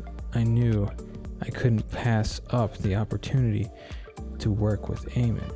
I'm extremely lucky to even know Eamon. I would never meet Eamon in my ordinary life. He's an artist who sells paintings for thousands of dollars. My walls are decorated with $30 Target art. I don't usually meet artists, let alone successful ones. On top of that, Eamon is a non-Christian, and I work at a church. Most of the people that I meet are Christians. I realize that is a problematic statement, but I'm not going into that now. The point is, left to my own devices, I would never have met Eamon. But I did meet Eamon. He came to be a guest at the podcast I help out with. I connected with him because of our shared interest in carpentry. This is how people become friends sometimes. They can be basically opposite people, but if there's a connecting point, a friendship can be made. I'm lucky that Eamon would offer to take me on as a student. It's not every day that a master in his craft offers to take on an apprentice, so I told him yes. We'd meet the following Wednesday in the afternoon. I didn't think I needed to learn to stretch canvas. I wanted to learn how to be an artist. On Wednesday, I see Eamon's studio. I ask Eamon, can we film this? Yes, it's okay. Eamon wants to make some films to start a Patreon. Patreon is a good way to make money. He needs more money each month. He can't sell art every month. One month he sells lots of art, the next month, none. But he needs more money. I came to the studio to learn. I learned that artists need money. And Eamon doesn't have a family. It's just Eamon. he has a need to put food on the table for the family. I do. I need to put food on the table, preferably not just beans and rice every night. Eamon taught me how to stretch canvas. It's not easy. It requires special tools. I don't have special tools. Maybe one or two, but not all of the tools. If Eamon has extra money coming in, he buys tools with it. Eamon probably bought tools with COVID money. I got COVID money too, but it went to food for the table, not for tools. Eamon sold me his old saw for $60. I bought it with cash I saved for my birthday. I can't afford all the tools to be an artist. I learned a lot the first time I went to Eamon's. 1. Artists need money. 2. Artists have expensive tools. 3. I can't afford to be an artist. 4. Artists are creative. They figure out creative ways to make ends meet. Up to this point in my artistic career, I'd learned that being a full-time artist is not about waking up, getting coffee, going to the studio with the 14 brush. That was a romanticized vision of being an artist. The reality is that being an artist is more about doing carpentry, preparing art surfaces, doing people favors, and networking. Very little of your time do you actually spend making art. So let me just go back. Transverse, like if the brush stroke is this way, I go this way lightly. I see. To get rid of it. And you'll notice wherever you put the brush, you're gonna see it. It's gonna leave a mark. I see. So this is why you have to do multiple layers, because you're just gonna end up with stuff like that. It's pretty much unavoidable, so multiple layers, no big deal. Eamon didn't only teach me how to stretch canvas, he also taught me how to make frames and sign finished pieces. In fact, he helped me to finish one of my paintings. The first painting that I've ever finished. This right here, this is the story of that painting. I told you I've finished only one painting, but that's not exactly true. In reality, I've finished 2 paintings. I would love to show you those paintings. In a perfect world, I would have them here with me as I record this vlog, one on my left and one on my right. It would be a perfect symbolism of my old self and my new death and rebirth as an artist. I would love for you to see them in a way. I would love that. But you can't, because I don't have them. They are both at my favorite neighborhood diner, Lydia's Cafe. On one hand, I would like for you to see these paintings that I finished. In a way, I'm proud of them. On the other hand, this painting that I finished, this first painting, it's the worst painting I've ever made. The worst painting I've ever made is by far the most prominently displayed piece in my entire collection of paintings. I didn't plan this very well, did I? It all started when one day I was talking to the new owner of the cafe. I mentioned to her that I was an artist. I told her all about the artwork that I had been doing. You see, I had noticed that some of the walls at the cafe were barren. Art had been there at one point, but it had sold. Lydia's needed new art. My art, I told Stacy, could be that art. My only problem was that none of my art was actually finished. Sure, all the brush strokes were in place, but most of my art was done on unstretched canvas. That means you need to build a stretcher that can support the art. You also need a frame for the piece. Finally, you need to sign the work. This might sound trivial, but how does one sign artwork? Is there a right way? I mean, what color do you sign with? Do you sign big or small? Where do you sign it? Front? Back? What kind of paint do you use? What about brushes? This is all trivia, sure, but trivia I need to know. Finding the answers to these questions takes up precious, valuable time. Use a pen dipped in ink, acrylic ink. Maybe you still think this doesn't matter, but this method of signing did not occur to me when left to my own devices. 4 weeks it took me. 4 weeks to stretch it, frame it, sign it. 4 weeks for one singular ugly duck. When I was finished, I didn't even put a price tag on it. That was just another thing to add to the list of trivial things that I didn't know how to do.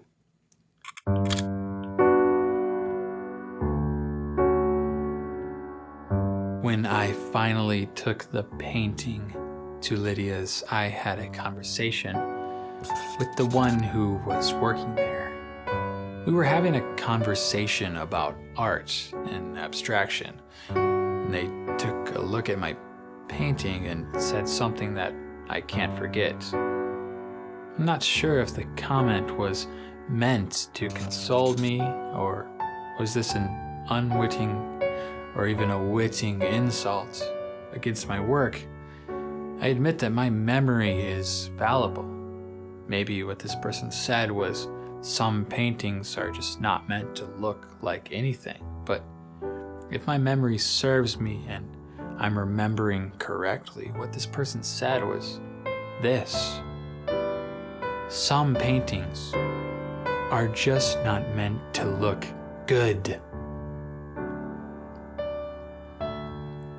You know what? I agree. Some paintings, including this one, are ugly ducks. When we went to art scene, Ethel was just pointing at all these paintings by this one guy, and she was just like, I don't like that, I don't like that, I don't like that. And this dude was right there. My inclination is to say, no, Ethel, these are good paintings, but maybe my problem is that I'm just not as honest as her. Everyone wants to show their best work. This one's not on the wall because it's the best. It doesn't represent the best. It represents hard work it took to do 100 paintings and finally finish one.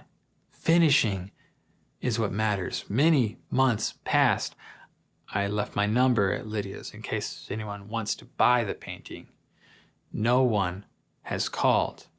Or maybe they have. I don't have voicemail. But you'll hear much more about my voicemail in an upcoming video. To my knowledge, no one has called. In the months that passed, I decided to finish a new painting. This time, a good painting. At least a better one. At least a painting that looks like something. So I did. And I brought it to Lydia's. And I offered to take down that old ugly duck and put up this new duck. No, they said. They like the ugly duck, they said. They'll find a new spot for the new painting. The ugly duck stays. I'm glad it's made such a positive impact on the restaurateurs and the patrons of Lydia's, but now that second painting, the one I actually like, it's in storage in the back room of Lydia's collecting dust. And I did put a price tag on it this time. I was kind of hoping someone would buy it and help me pay my exorbitant heating bill.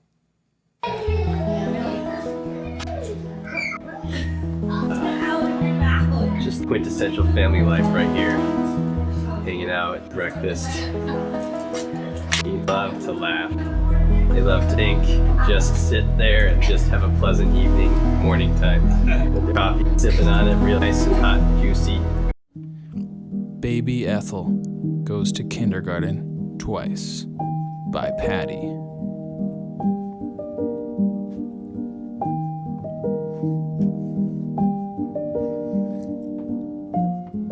When baby Ethel was graduating from kindergarten, she had to take a test. The teacher asked her to say the alphabet. So baby Ethel said, A, B, Z, W, K, R, T, H, G, X, V, P, C, D, I, J, F, N, O, U, M, Q, S, E, L, Why? I've only finished 2 paintings, sure, but I have made money making art. Here's how.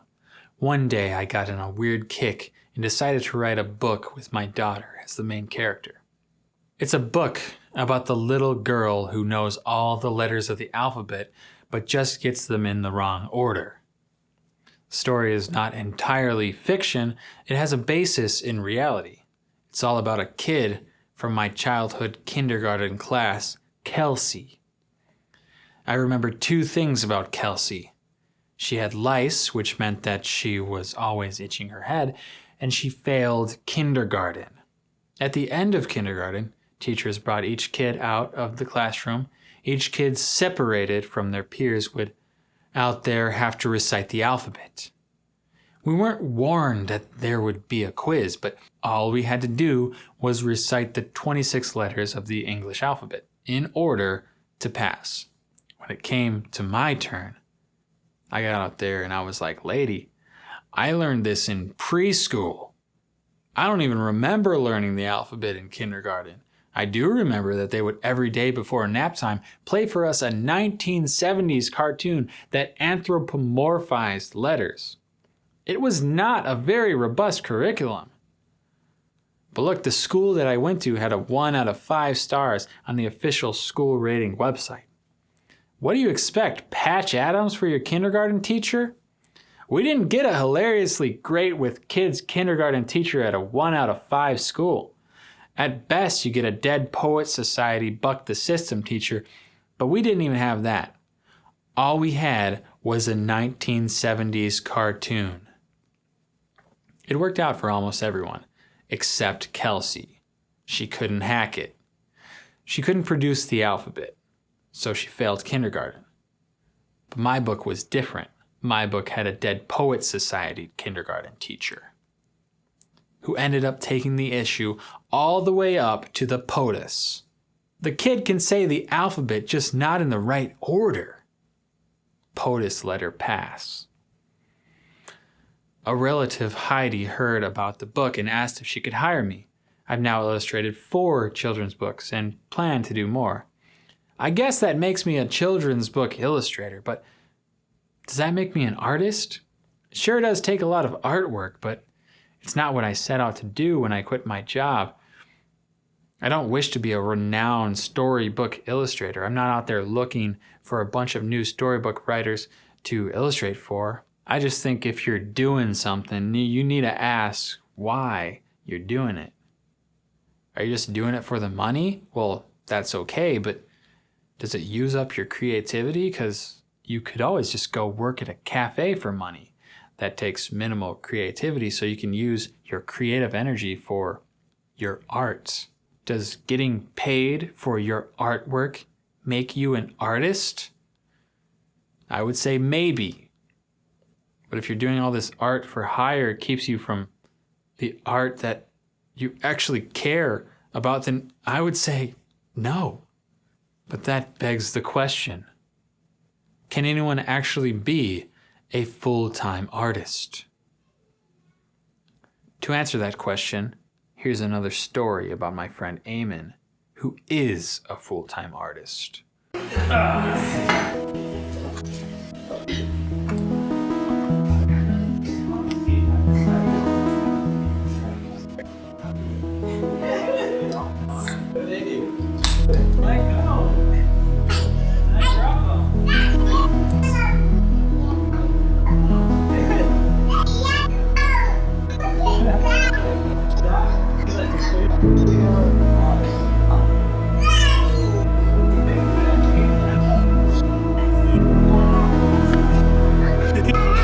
So what we want to do first, actually, is we just want to rip a little 1/8" lip onto here.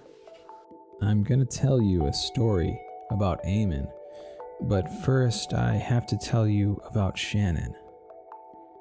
When I wrote this script, I thought Eamon was the only full-time artist that I know.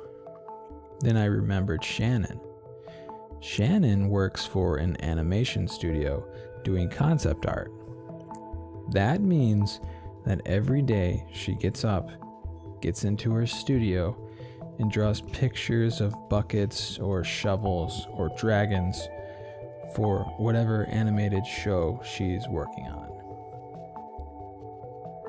Here is someone who is fully dedicated to art. You can imagine what a workplace Disney animation looks like. Hundreds, thousands of artists working side by side together, making a creative vision into a pixelated reality. I asked Shannon what it's actually like in these animation studios. She said, "It's just a bunch of cubicles with desks. It's no utopia." It'd be hard to tell the difference between Disney's animation studios and a Chase Bank. Eamon's studio, on the other hand, is a lot more free-form than the Disney Vault. It can transform 1 minute being a carpentry working surface, next minute a wall-sized easel. Take an old-school service elevator to the basement woodshop. All this in a downtown building over a century old. This is how an artist makes a space. This is how an artist lives and breathes art. Every possible tabletop filled with potential art tools or materials, every nook and cranny useful to the process. No cubicle, no boring desk to be found. If ever there was a full-time artist, Eamon is it. Being a full-time artist is possible. Eamon proves it. He eats and breathes art. This couch even pulls out into a bed, so he even sleeps art. I envy his ability to be fully dedicated to his craft. Yet, just because something is possible doesn't make it a good thing. Just because something is possible doesn't make it true. More on Eamon's story later, but right now, I want to tell you about high school.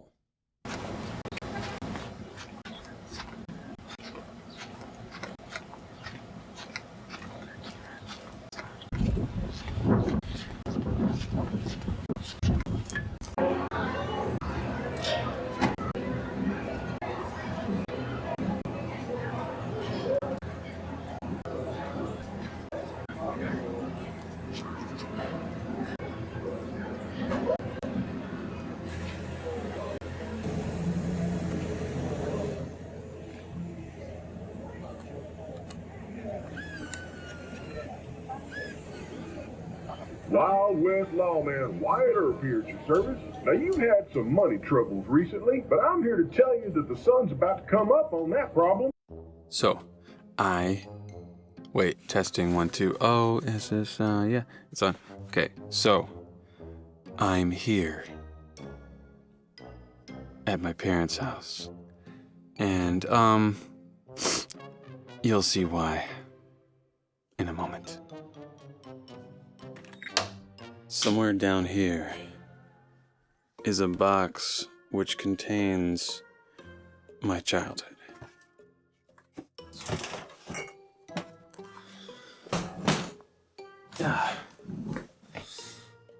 I found it. Here we have all of my artwork from when I was a child. Sweet mother kept it in a box. As you can see, it is well preserved. I remember drawing this. Of course, what teenager doesn't want to draw spiders? The red and black. This is very gothic. This is my gothic phase. Okay.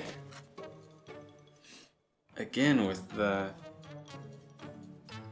dot shading. We got birds this time. I remember this. I remember working on this. Actually, I did work on this as homework. I think it's finished. What is it supposed to be? I have no idea. Look at the colors in this. Look at the way that I shaded it. I think it's like pastels, oil pastels. Oh, it's like a skeleton. Even though it's so colorful, this is, again, a Gothic piece. Interesting. Someone was taking a bite out of this. My gosh. Another spider. What the heck? There he is again, the spider. I was obsessed with spiders, apparently. I don't remember being obsessed with spiders. What on earth? Okay. This side. It's got some Japanese characters down here. I drew my face a bunch of times.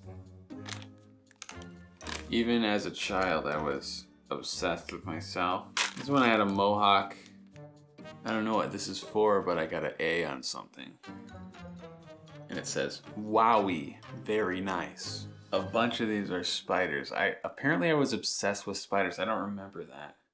I told you about my experience in university making art, but what I didn't tell you about was my high school art career. I took art for 2 years in high school and finished 0 art pieces. I learned nothing. It's nothing against my teachers. I'm sure they were great teachers. One year I remember I had Mrs. Pelly. She was cool because she liked Borat. When I was a 16-year-old high school sophomore, there was nothing that I despised more than homework. In grades 1 through 9, I never had to do homework. I expected to never, ever have to do homework. Sure, sometimes I was assigned homework, but I would find any way to do it besides when I was at home. On the bus to school, I did homework. While the teacher was giving a lecture, I was doing the next class's homework assignment. Guess what I was doing while everyone else was socializing at the lunch table? It would seem that my one goal in life at this point would have been to not have homework. I took every takeable measure. In 6th grade, I was assigned to do a presentation with a partner. My partner took home and did all of the homework, and I presented it to the class. We got an A. My teacher knew Diego did all the work, but she still gave us an A. In 9th grade, I was in Honors World History. The class was assigned to do homework throughout the semester in a spiral-bound notebook. I one day stood up in front of all my classmates and tried to convince them that the spiral-bound notebook assignment was not a mandatory assignment, but it was extra credit. I knew that if I could get one other person to agree with me, that I'd be off scot-free without having to do it. But nobody stood up with me. I should have failed the class, but my professor took pity on me. In college algebra, we were assigned homework every single night. If you're a teacher of high school students today, please have some mercy on these kids. Even God rested on Sunday.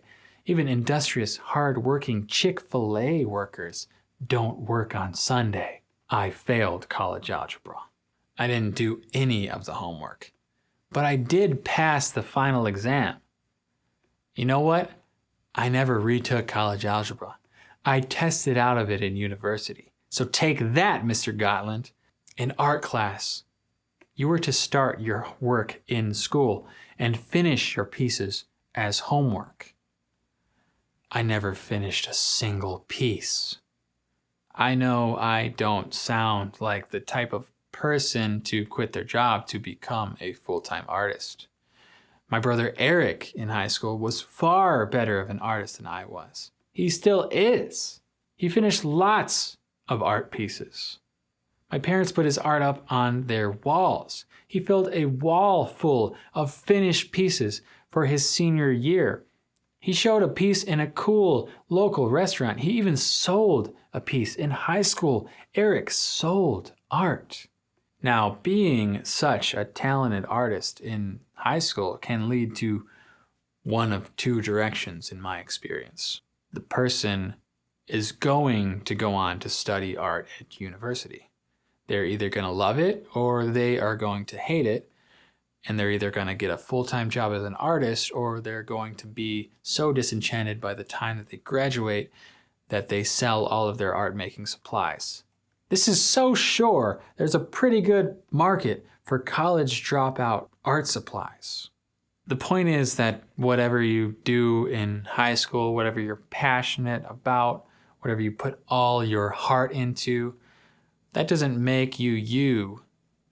Today, the vast majority of what I do is homework. At least I do it at a cool, non-boring desk. Oh, see, look at this. This is a drawing. Look at that. It's my band's CD. I drew my band's CD, and as you can see, it is a CDR. Burned them onto CDRs. It says, it's called Where Contradiction Lies. Tomorrow, the better day. Oh, here we go. A self-portrait. Look at that Justin Bieber haircut. Let's see if you can see this. It says, "Oh, so incomplete. Finish to raise your third quarter grade. Beautiful shading what you have." I'm not proud of that. In conclusion, that was very interesting to look at those pictures. I was a very average kid in high school, art-wise and otherwise. Very average.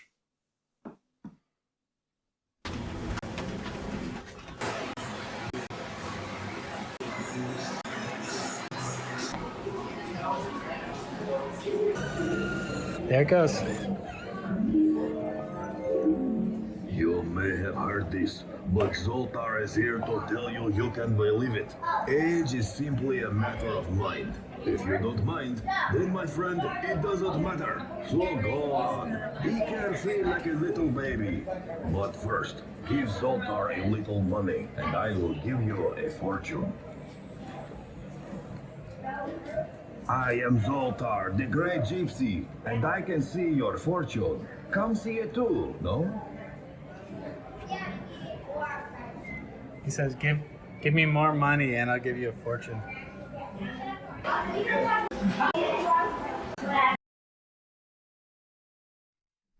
Just like as long as you want, as much as feels comfortable, and tell me, Eamon, what's on your mind tonight? Oh, I think we could just do like kind of a general. Well, I mean, we can. Yeah. You just want to share. I don't have the only thing that ever really stresses me out is money, and what's funny about it is that I stress about it almost constantly.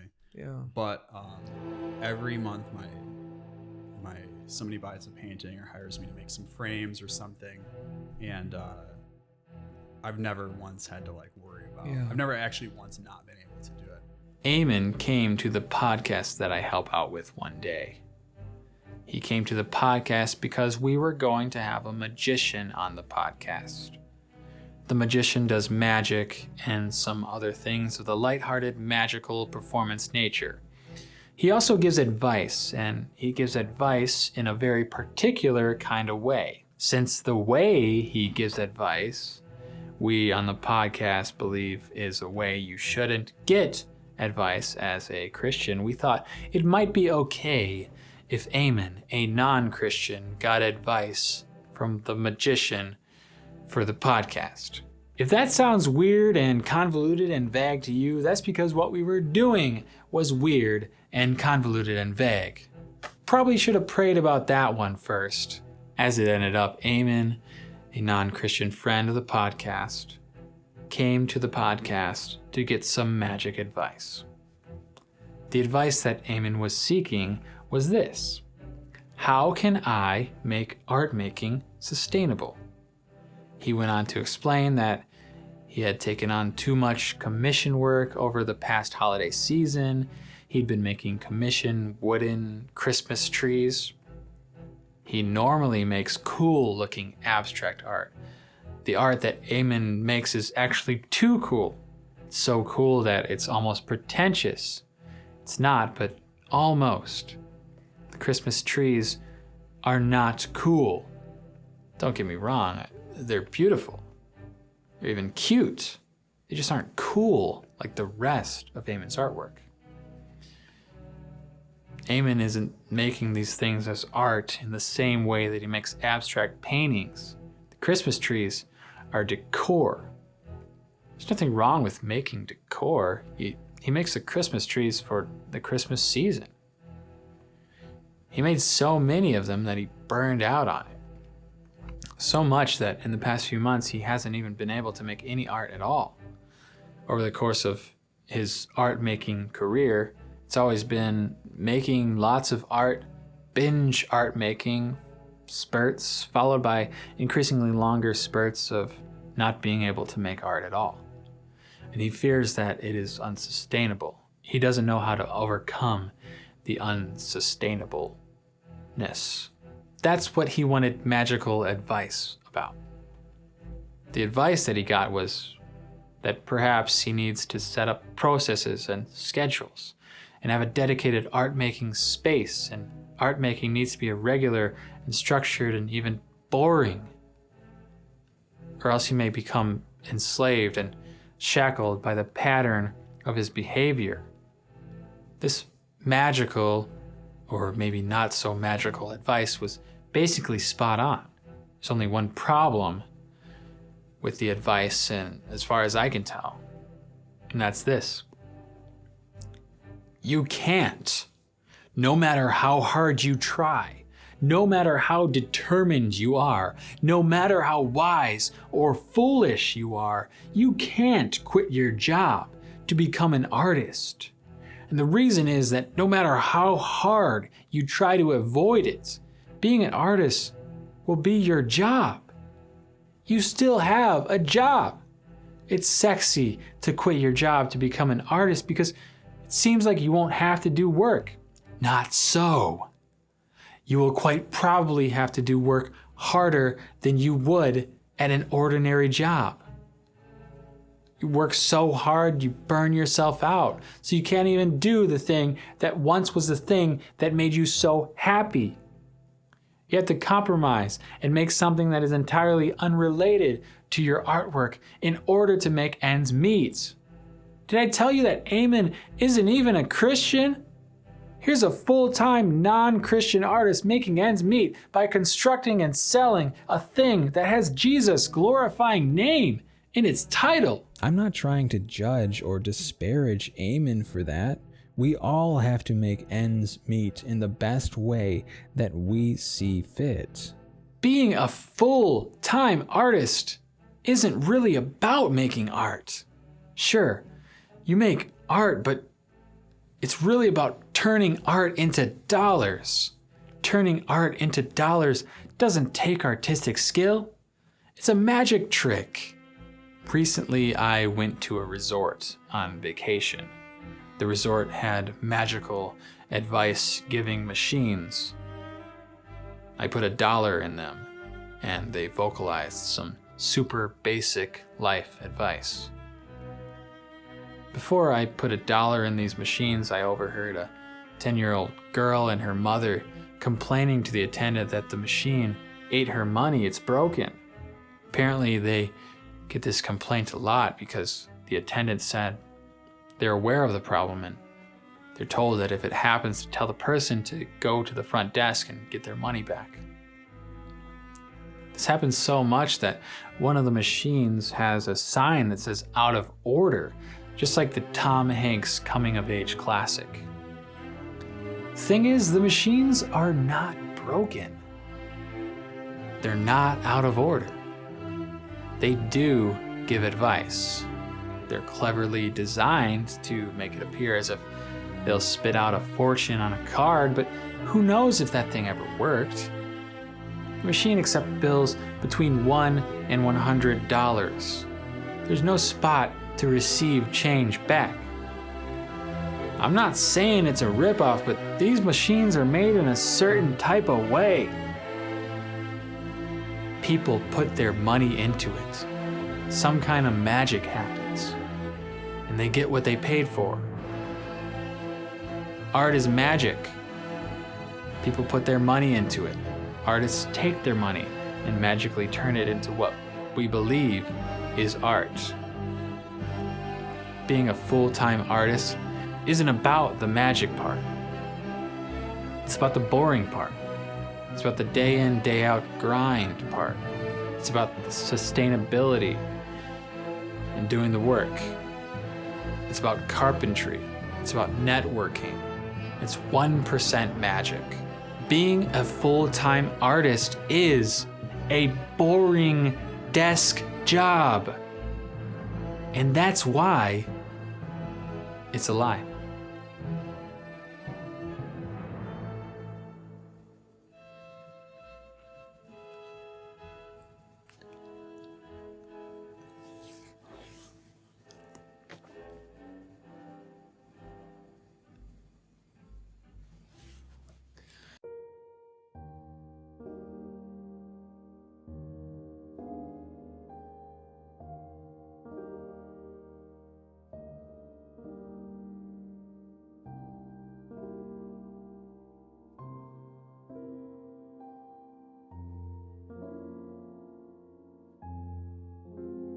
If art isn't real and being a full-time artist is a lie, then what is art?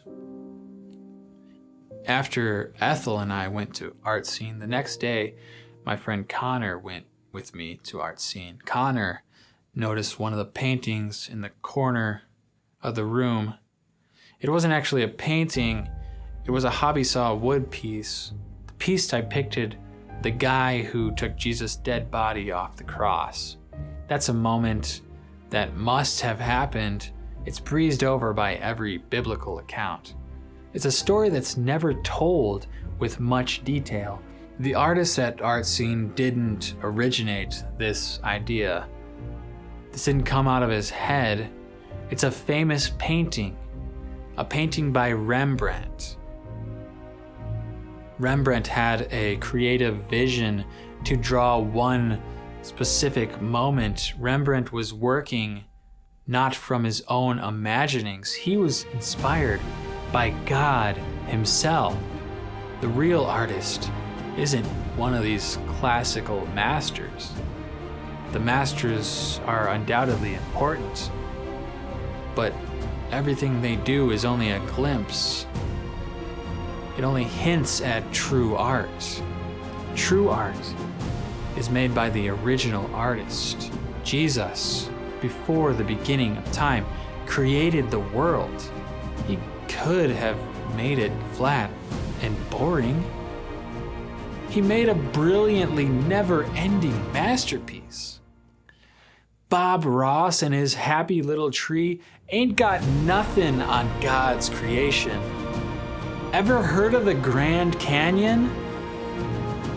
Artists try to capture the beauty of the world. What they end up with is just stupid pictures, glimpses into the true reality that is art.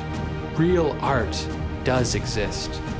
It's made by God.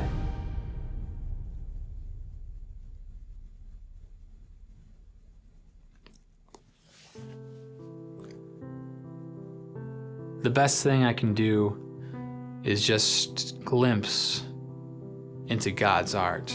Well, maybe a glimpse is worth something. I decided to finish a wall's worth of pieces. I'm way more determined than I was in high school. And if Eric did a wall back then, I can do it now.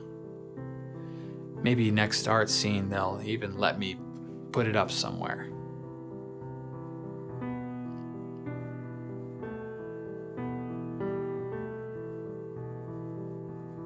We'll see.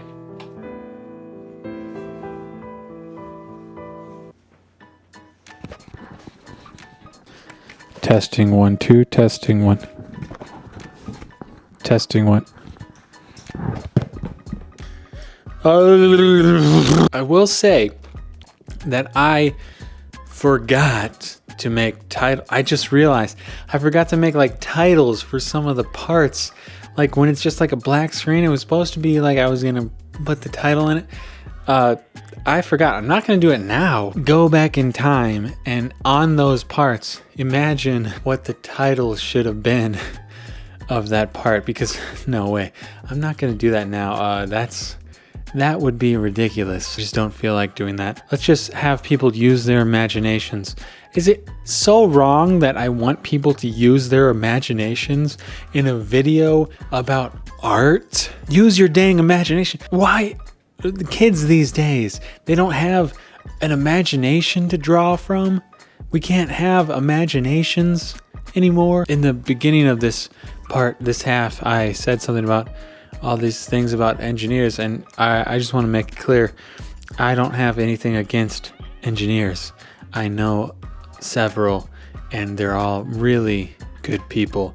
Speaking of good people and not having anything against them, I rewrote the part about Eamon like at least two times, and I wanted to make it sound really, he's a really good guy. He's a good guy. He's a nice guy.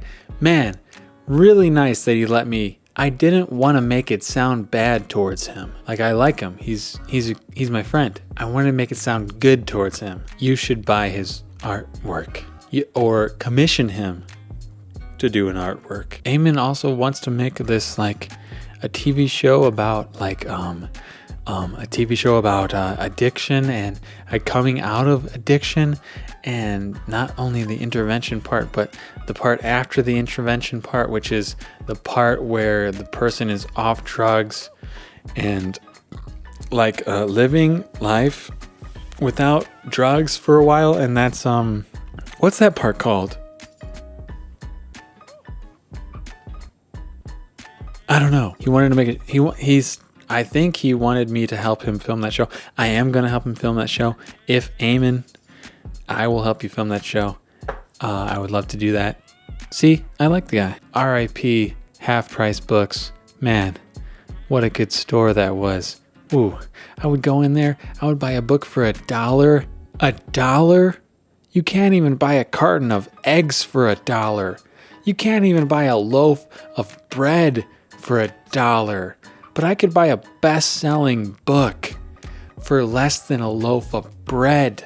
Let me tell you, that was a good store. One time I was working there, and this dude, we had a restroom, and a dude had really had to go to the bathroom. It was clear. He went back to the bathroom. We had a key for the restroom. He had to come to the register, get the key. He came back to the register to get the key. He was frantic. He grabbed the key, ran to the bathroom, used the bathroom, I assume, came back, and he was like, man, I'd had some spicy chicken. And I was like, I know. Oh man, have you ever had chicken like that? Have you ever had like a spicy hot wing that really kicks you? You know what? I used to have a lot of problems with that until I stopped drinking caffeine, which is weird. Like, why would it be that since I don't drink caffeine, now I don't have irritable bowels? Can you explain that to me in a scientific way that makes sense to my scientific brain? It doesn't make sense. I wish I had better footage of this show that my brothers and I made, mostly my older brother Eric, I think. It was called Dudes, and we used the Dragon Ball Z action figures, and it had like a soap opera storyline. I'm telling you, it was crazy. I remember specific scenes of like guys talking together, and they would be like having a fight about this dude's over there and this dude's over there, and we're gonna fight. Oh man, it was such a good show. I can't believe it's lost into the oblivion of nowhereness. Probably if I watched it today, I would be like, yeah, it kind of sucked. Probably if I watched it today, it would just suck. Oh, I made a vlog about going to Art Scene that I was going to put in this video. Art Scene is like, it's a time, 2 times of the year when people gather together at local businesses and they put up all their art, and you can go there and see people's art and you can buy people's art, and it's pretty cool. I've been there. I went there this year. I've been there before, but I went there with Ethel and I went there with my friend Connor. And I talked about that in the video and I referred to it, and it kind of seemed, now when I'm watching it, I'm like, oh yeah, I forgot to put that vlog in there. But let me explain to you what the vlog was like. It would be like, you know, this kind of, I don't know what you call this kind of music. It's, whenever I listen to music on a music service that gives you music for like YouTube videos, all of the music is like way too dramatic or something. It's like too like moody or like too invoking of some kind of thing. But I just want music that is like really, you know what I mean? It's like not too dramatic and not too, it's just like the certain chords that they play, it's not even the certain chords, it's the certain chord that they go to from other chords, and then it makes it sound obvious. It's just that's the problem.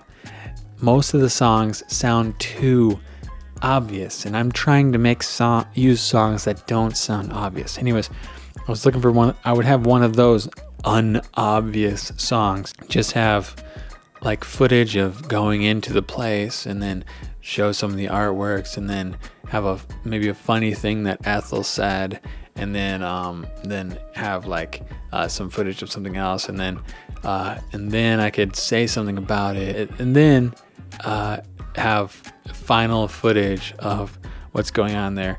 That's what the vlog would have been like. You're not really missing much. Don't worry about it. You're not missing much. I think Shel Silverstein wrote the same exact book that I did, but like 30 years earlier. And I think I subconsciously stole that idea from Shel Silverstein. Did I read that book? I guess I saw it probably at Half Price Books. I saw it. I saw the book where Shel Silverstein wrote that he said the alphabet in the wrong order, and then anyways, I stole that from Shel Silverstein. It's not really an original idea. I admit that. And I'm proud. Proud? No, I'm not proud of that. I'm not proud of that. Not like I'm selling this book. It's a personal copy. I just ordered it on Shutterfly. Okay, the footage from the vacation, it looked all messed up. That's because when I imported it, it was like that. I didn't put some weird effect on it, like I'm trying to trip you guys out or something. I'm not trying to trip anybody out. It was just all messed up. And I didn't want to go in and try to fix it. And I didn't want to try to upload it again. So the fact is, it's messed up. And I'm sorry about that. And I will never do that again. In fact, I may never even use that camera again, because that is just horrible and I don't like it. Or maybe you liked it. Hey, if you liked it, let me know. I thought it was too messed up. It's a glitchy, weird thing. You know, I didn't want to show the magician in the magic advice giving part, because I just think that I didn't want to show him in detail, because I just think that I don't want to suggest that anyone get any kind of magical advice at any time, because that's what the Bible says. I'm not going to say you can't use a magic 8-ball. You can use a magic 8-ball if you wanna. Don't ask it whether or not you should marry someone. Don't ask it whether or not you should buy a house, probably. I mean, maybe. Sometimes you just have to flip a coin, and I guess that's what a magic 8-ball does. I don't think you should get magical advice from any magic sources at all times, at any time. Don't do magic. And those pieces, at the end of the video, those pieces, I said I was going to finish these pieces. I said I'm going to finish a wall's worth of pieces for art scene. Yeah, I may or may not do that. Don't hold me to that. I may or may not do that, because that's a lot of work.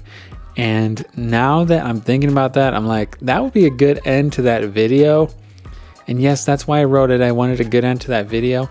But it's a lot of work to do that, to get all those frames and stuff. If someone wants to pay me, if you want to pay me $50, I will send you one of those paintings.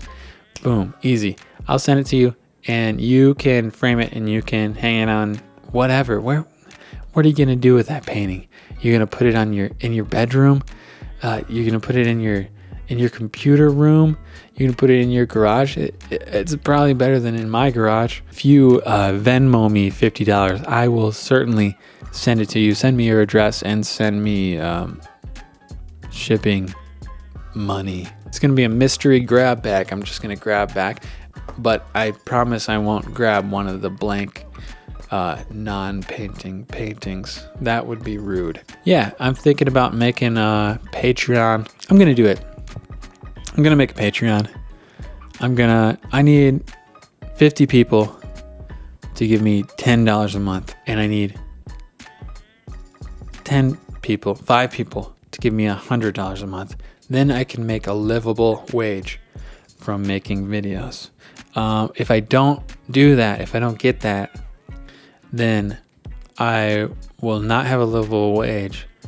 So I will probably just keep making videos, but for less than a livable wage. Okay, that sounds good to me. In all reality, let me be real with you and say that I'm just happy that you made it to the end of the video and you're still watching. I guess if you like this video, you should like it and comment on it, and I'll comment back and have a discussion with you. Send this video to your closest sibling or mother or father or daughter or son.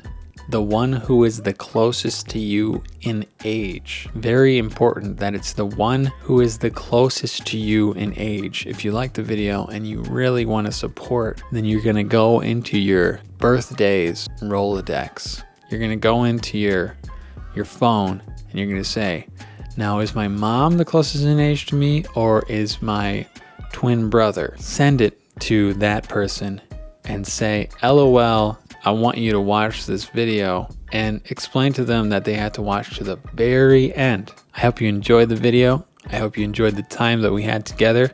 I enjoyed the time that we had together. Okay, that's it. Good night.